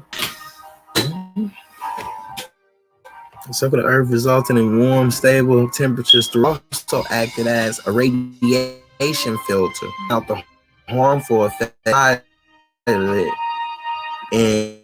and what is this cosmic radiation? They talking about hemispheres. Wow, and we gotta look at wow. So I'm gonna later on we're gonna drop about waterfalls. I just gotta download about the geysers and the waterfalls, and that's what keeps recuperating our that's what's recuperating our hemisphere or our cloud source. And so what they're doing is making these fake clouds. These generic clouds. The government makes fake clouds, and I remember I learned it in school when I was doing. They made fake clouds. Find it. We'll build on that also. You know what I'm saying? Peace, everybody. Make sure you subscribe to the channel, which is Indigenous Realist. Read the bio. Read the description of this video, and come tune in later. Beneath the polar ice cap to confirm this thought. Wow. It is not surprising. Cannot find direct evidence to antediluvian civilizations. The Diluvian world was destroyed by the flood. Peter 5-7. There's no new thing that what man calls progress is more of a his levels is confirmed by Solomon of the Holy Spirit. The thing that have been, it is within the sun. So what they're saying is the world. Oh, that's powerful information. You know how they always say there's nothing new that's been done under the sun. That's because they seen it over there in the east, and they come to the west trying to use the same principles on us. But we got a trick for them. They didn't count on the Indians. Counted out the Indians.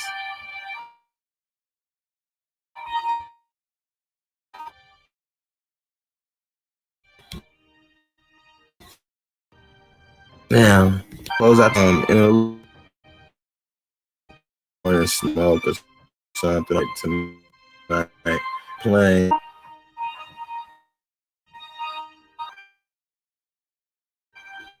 Okay, look, watch this. If you put the picture here, but this is how I see the world. This is my reality of the world, you all. And I've never seen this picture before. Not this specific picture. Who drew this or what? I don't even know if they're gonna let me click it or what.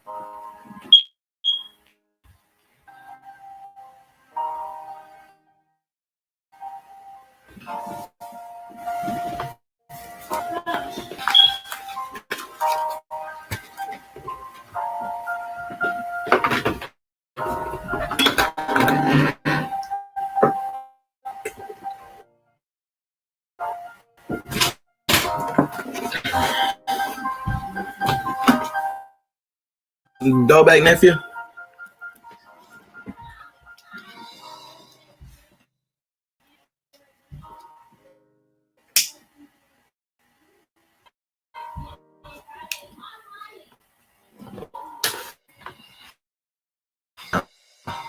The infinite plane. Look at this, y'all. This is a perfect picture.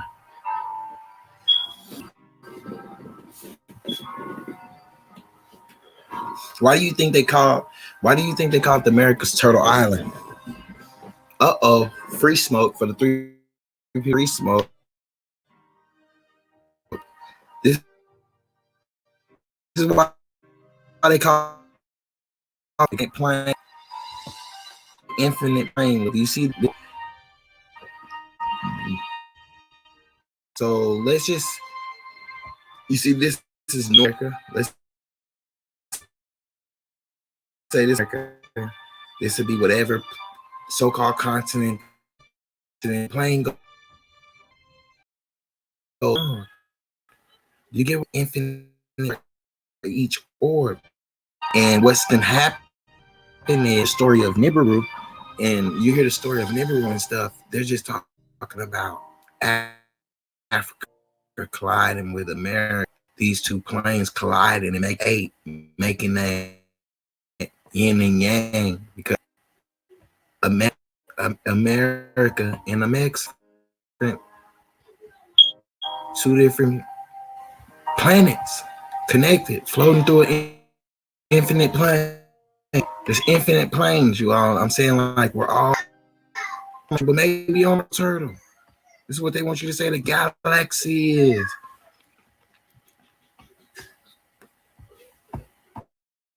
Galaxy is. Oh, I hear my shit like that music that good. We put on that okay. Yeah. Okay.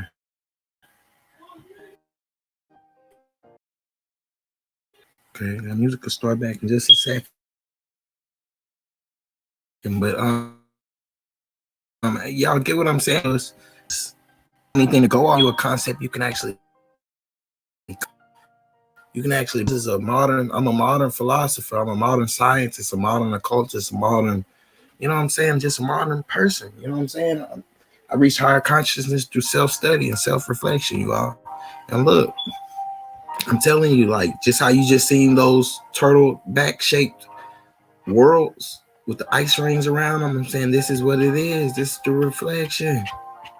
And this black ring, this is the unknown. We didn't know about these other places. They came and invaded. First they hit this side, the dead side. Africa is dead. And then they came over here to the lush. They want to just turn war. We can't let them just black out America. We can't let them just keep defiling the Americas. You know what I'm saying? This is our land. This is our culture. This is our... Now, let's go to the pygmy draw map. I know y'all like, dude, where this nigga getting all this smoke from? Dude got big smoke. Yeah, I drop big smoke. Every day it's gonna be new smoke. I'm gonna show y'all what this master building shit is about, y'all. And I'm only offering up one-on-one classes via Instagram. I'm doing video classes, Instagram. Look at this. Watch this. Watch this. Watch this. Watch this. Watch this.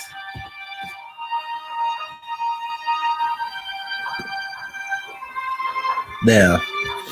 Uh-oh, it takes us straight to Mercator's map. I got the Mercator's map up on my channel. You may have to dig. You know, it's 300 and something videos over there on the main channel, so you got to dig. But we got this map over there. But this is actually drawn off the Pygmies depiction of their land. And look at this. Fighting over the land. You see that peak of land. They're showing you what this is about. I'm big into political cartoons, and I'm big into pictographs, and I'm big into archaeology and things of that nature that show different, you know what I'm saying? Because ruins, I'm into ruins and studying. I've studied every civilization in all these different worlds, and that's how I know they're separate worlds. And I'm gonna show that we're finna go to this plant species. We're gonna show you the different plant species, and we're gonna show you the different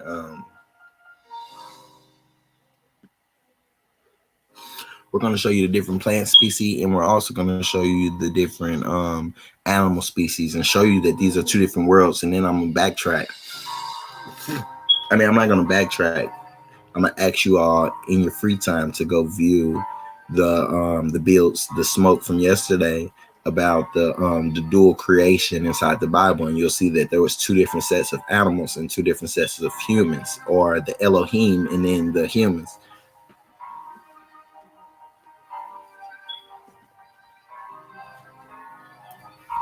And this is also how the Americas and how Africa got populated. The whole out of Africa theory is a European concept. You know what I'm saying? Now, these are different land masses, but you see, this goes into my separate world idea, or my second world truth, or my dual world, in my different world, my alternate interplanetary travel concept comes in. Look how they shaped it like a little bowl, and you see, look, they have water around it, and these are mountains. Some are spaced out by mountains, some are spaced out by ice, as you see with America and Russia. You know what I'm saying? As you see with Antarctica and the lands that lie beyond Antarctica, and the different things like that. You know what I'm saying? It's all over. Let's see what else they got on the pygmy maps.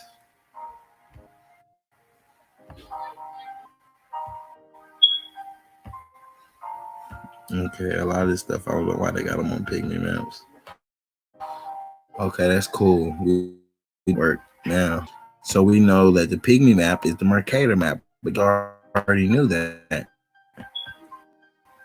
because I already got the Mercator map right here. Look, just to show you, I typed all this shit up this morning. I was supposed to stream way this morning. And what is today's date?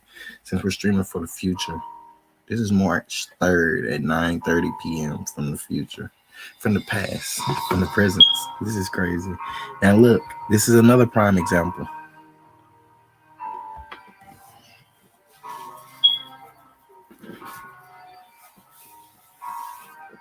You see how they section it off? Because they formed the globe out of conquering these different worlds. United Nations, the controllers of these different worlds. And so this is a example. You're showing that they all got a slice of what? Like an orange. They got to split off like an orange, and or some other fruit that you make pies out of. Orange meringue pie, things of that nature. You know what I'm saying? Look at this shit. He got it perfectly sectioned off. Look at the world of Africa and the world of Europe and the world of Egypt all right there, and in this world right here of Asia and this world right here. You know what I'm saying? Just check it out. Peep it for what it is. You see, America. They even got it split off. You know, they always talk about California was gonna break off. Keep going though. Let's keep going. Let's see what else.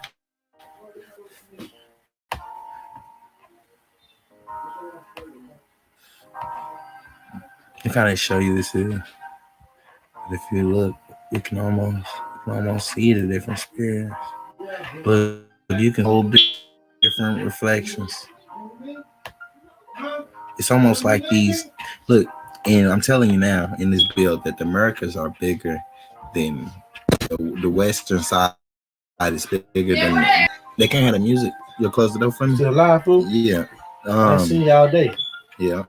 The You live? Yeah.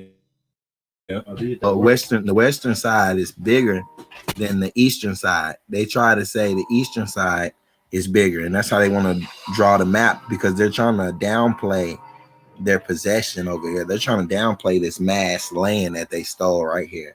You know what I'm saying? Which are the Americas, this whole separate world. I'm saying these two are the figure eight of this yin and yang. This is what you're seeing. This yin and yang. This being Africa, this being the Americas. This is what you're seeing, this yin and yang. Okay, now look. We're going to go back to the Pygmies. The Pygmies actually say they're from the North Pole. Did people know that? The Africans, the Pygmies. The Maximites. Excuse me, not Africans. We're going to stop using that term Africa. It's really a Mexican. You know what I'm saying? The term is really a Mexican. Now, the mysteries of the first ever map. Gerard Mercator's 16th century attempt at mapping the Arctic includes such guesses as a giant. Now, this is the map. Now, about this world. This is me knowing about maps and knowing about history, knowing about in the historian know that I'm just look in its own circle, just like this big one is drawn in their own circle. Look, California. You see, it got California on there. What mountains would these be? Do you see this? This is California region. Then we got Asia right here, and we know that China did used to own California. Wow. Then look, Pygmy. Look at this. Then look at this. Like, these are different worlds. Now look at the color spectrum, right? The color spectrum. That look. Damn, it got from color, the different colors. Great.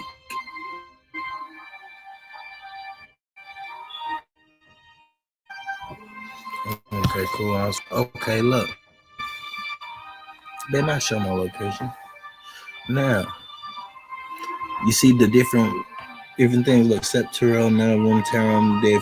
And we're actually gonna, and this is what's so funny, we're actually gonna do a little Latin and stuff. Look, but you see different oils. You know what I'm saying? Look, there's a, you know, that look alike. You know what I'm saying? Look for what it is, not what they want us to think it is. Look at this gear. That is a gear. This is a gear.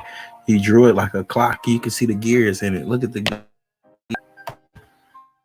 They'll say I did the build before on my Mercator map build, and you'll see that when I drop that map smoke, you know what I'm saying? I call it what it is. This is a motherfucking a clock. You know what I'm saying? It's built in a clock formation because that's how the sun comes around in a figure eight form. Now let's go down. These days, climate scientists are looking hard at Arctic maps as winter sea ice shrinks and cracks appear. They try to understand the reasons for these changes and determine what we should expect in the future. Centuries ago, though, when people tried to map the Arctic concerned with what was happening to it, they just wanted to know what the heck was up there.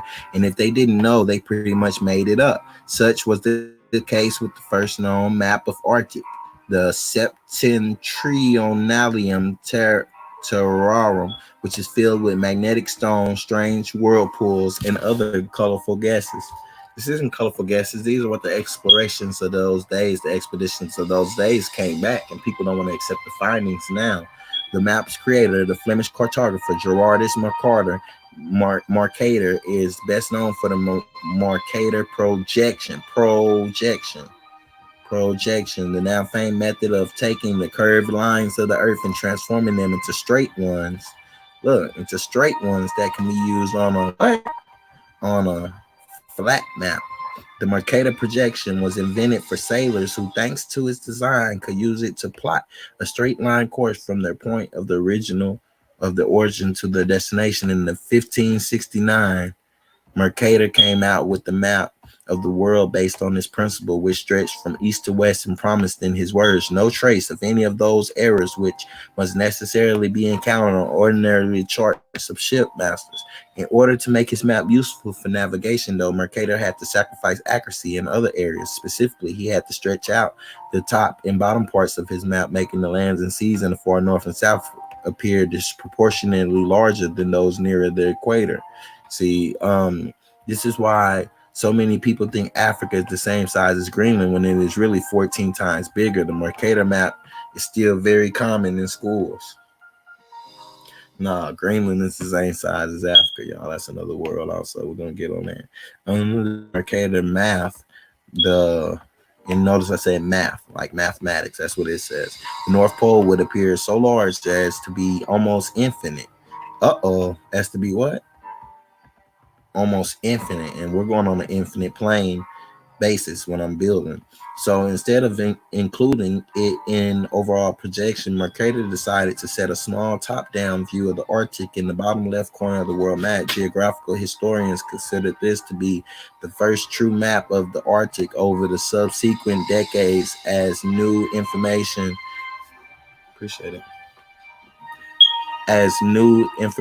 came to light, the Mercator and his proteges enlarged and updated this original map. The draft above is an attempt from 1606, updated by his successor, Jodocus Hondius, but those original bones remain in place.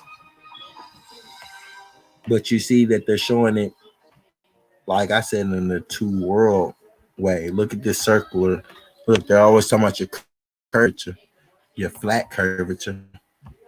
Here go your flat curvature. Look at this curve. Y'all can see it. Y'all can see it. Two worlds. Look at this figure 8. Two worlds. Yin and yang. Yin and yang. Yin and yang. Spirals down. It's going to burn out. It's going to clear the land. Sand. You know what I'm saying? And people know that. That's why you get the forming techniques. You get those forming techniques that do the same thing. Anyway, we dropped a little cater smoke. Let's go. Let's go right. We did Adolf Hitler and time race. Now, space race timeline. 1449, Albert II was the first monkey to go into space in an American V2 rocket on 14th of June.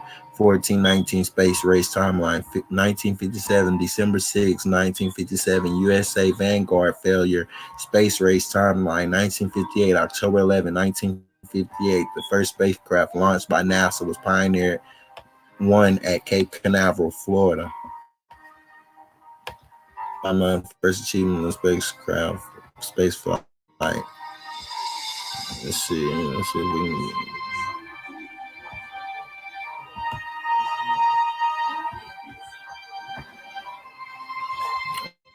Okay.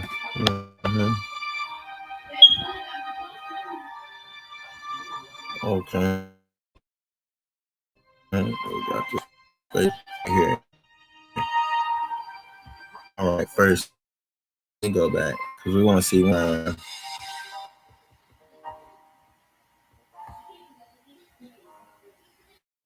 gonna press the back button.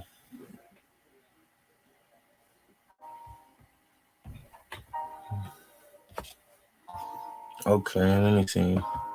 They orbited a chimp in 1959. Okay, let me go to the timeline of NASA to build out the way real fast.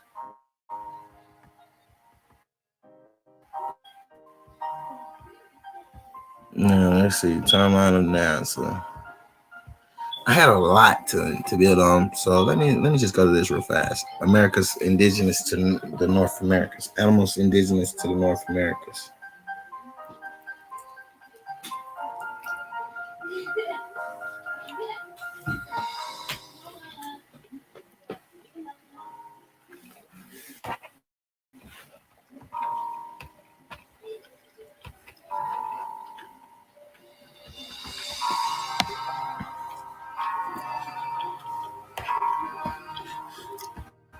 Okay.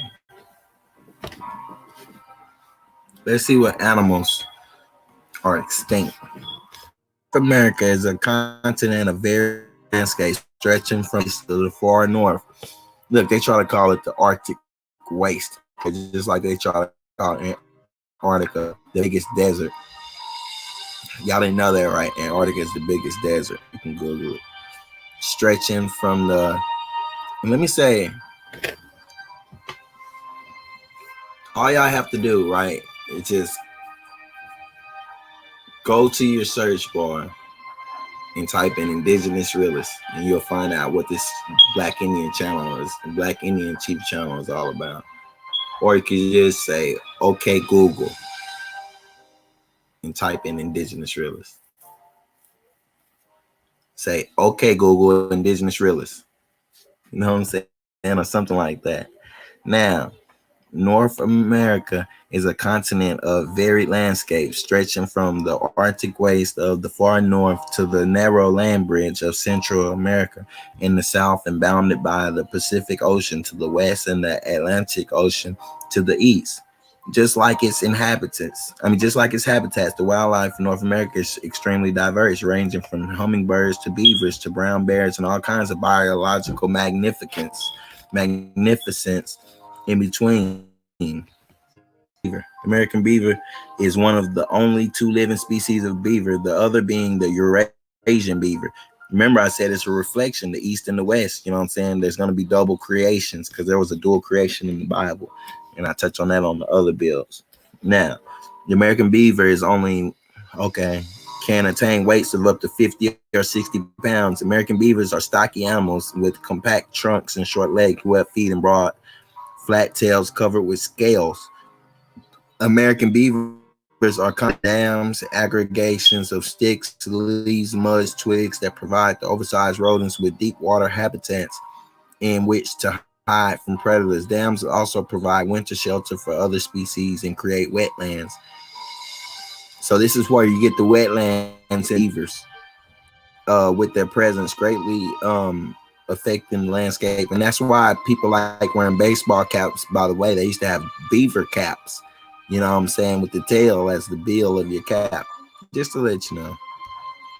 Not quite as dangerous as its reputation, but still, the alligator. Oh, I skipped the brown bear. Look, they got powerful terrestrial carnivores. It's one of the largest, most powerful terrestrial. Remember, this is going to be an extraterrestrial build also. The Earth sign has non-retractable claws, primarily for digging, and it can run at a considerable clip distance. It's half-ton size, so it's like 1,000 pounds. Some individuals have been known to attain speeds of 35 miles per hour in pursuit of prey. Befitting their name, brown bears possess a coat of black, brown, or tan fur with longer outer hair, often of a different color. They're also equipped with sizable muscles in their shoulders that give them strength to dig. And by the way, you all, that's why you had the Bernstein Bears. You know what I'm saying? The Bernstein Bears Let me show you the Bernstein Bears, right? This is crazy. The Mandela effect, right? People talk about the Mandela effect, and the Mandela effect is when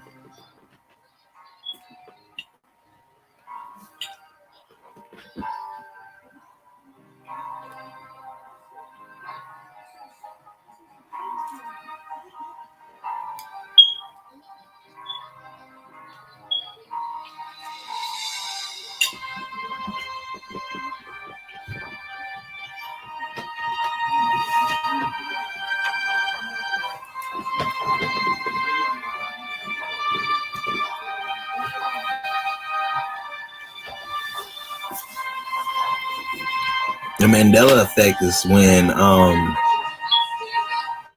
when someone remembers a certain event or a certain thing, a movie, a book, a magazine, a picture, a cartoon, a story, a person in a certain way, but yet history or other people remember it in a different way. And that's called the Mandela effect, because Mandela is like the most famous version or the most famous example of this anomaly. You know what I'm saying? This anomaly in the Matrix. Everybody remembers Mandela dying in the 80s, when Mandela is supposedly had died around like in the 2000s.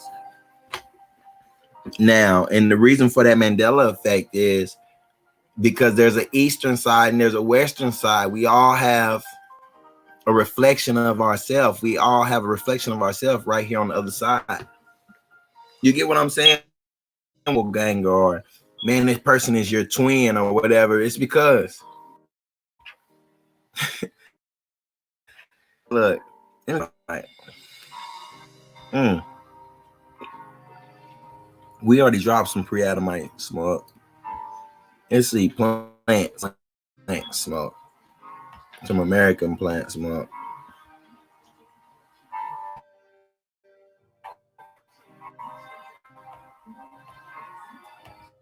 Is it?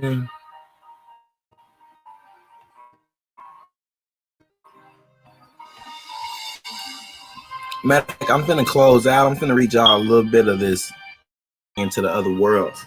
And the reason why this is important, this book by John Jacob Astor, the richest man in the world at that time, is because being the richest man in the world, he was able to have enough money to find out all the secrets, you know what I'm saying, that he went looking for and that he went searching for. And he was also an interplanetary traveler, you know what I'm saying?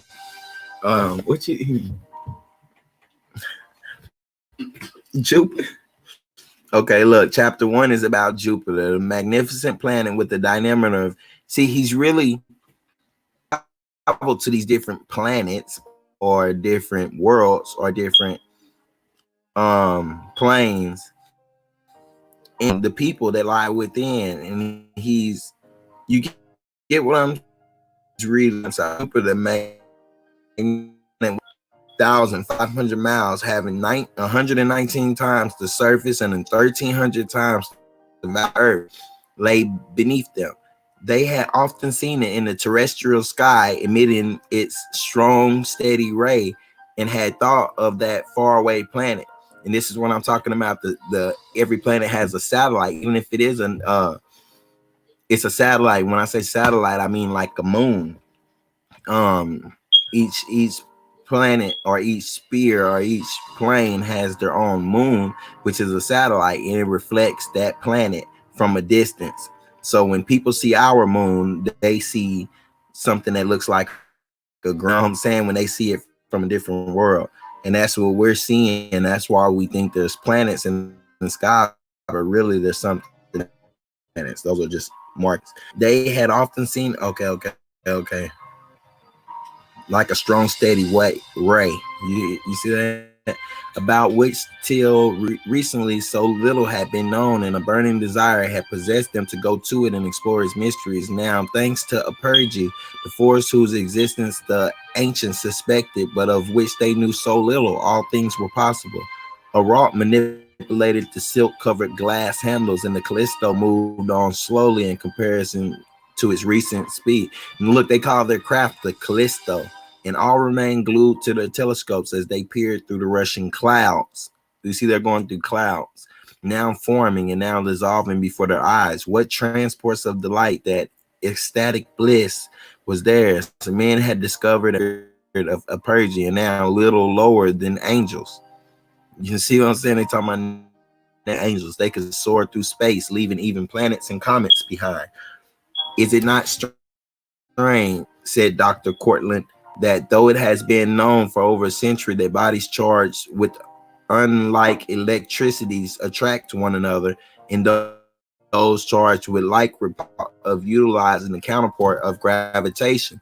In the 19th century, savants and Indian jugglers performed with their disciples in masses of inert matter by causing them to remain without visible support at some distance from the ground while they, this is what I'm saying, this all falls into the saying that the gypsies were, the ancient gypsies were American travelers, you know what I'm saying, were travelers between the hemispheres, between the planet, you know what I'm saying, it's in different, you know, I'm formers now in nature. Now look, I hope we find some four-legged inhabitants. I'm just skipping through. Look, they will not need to drain swamps on account of pressure of population for some time. You see what I'm saying? Any inhabitants we may find, so much land at their disposal that they will not need to drain swamps on account of pressure of population for some time, put in the doctor. You see what I'm saying? I hope we find some four-legged inhabitants. If Jupiter through its Jurassic or Mesozoic period, there must be amount of some kind of game. Just then a quiver shook Callisto. Glancing to the right, they noticed one of the volcanoes in violent eruption. Smoke filled the air in the clouds, hot stones, and then floods of lava poured from the crater, while even the walls of the hermetically sealed Callisto could not arrest the thunderous crashes made the interior of the car resound. And anyway, I probably get on like early in the morning, you all, and just probably read the whole damn book, y'all. I've read it before, you know what I'm saying, but I probably read it just to have it. Let's read him. You're just gonna see it. He's a planets. You know what I'm saying? He's gonna planets, and you're gonna see how familiar these planets sound. And anyway, they're gonna sound familiar to other terrestrial things. That my extraterrestrial, to all that tomorrow. We're gonna get into it. This been good enough for you all. Let's see. Where are we at? I've been typing in that much stuff. Peace.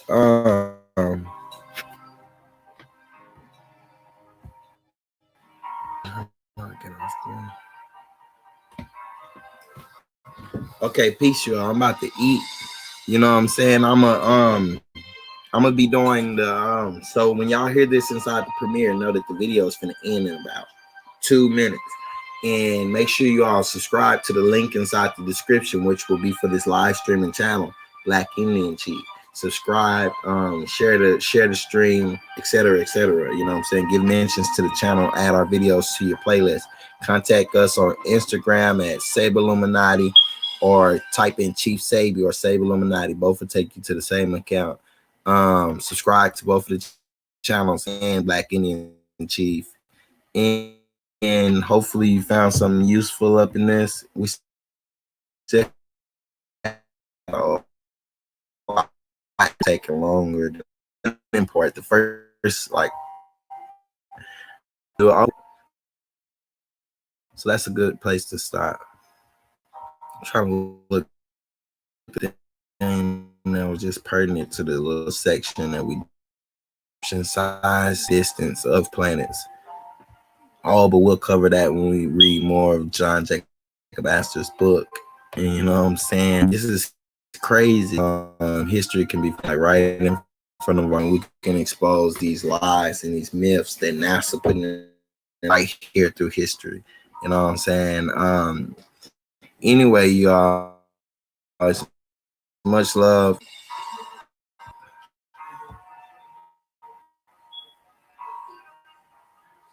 gonna take forever. It's gonna take forever to download a damn 4-hour video. Yeah. Cause it's a 4-hour video.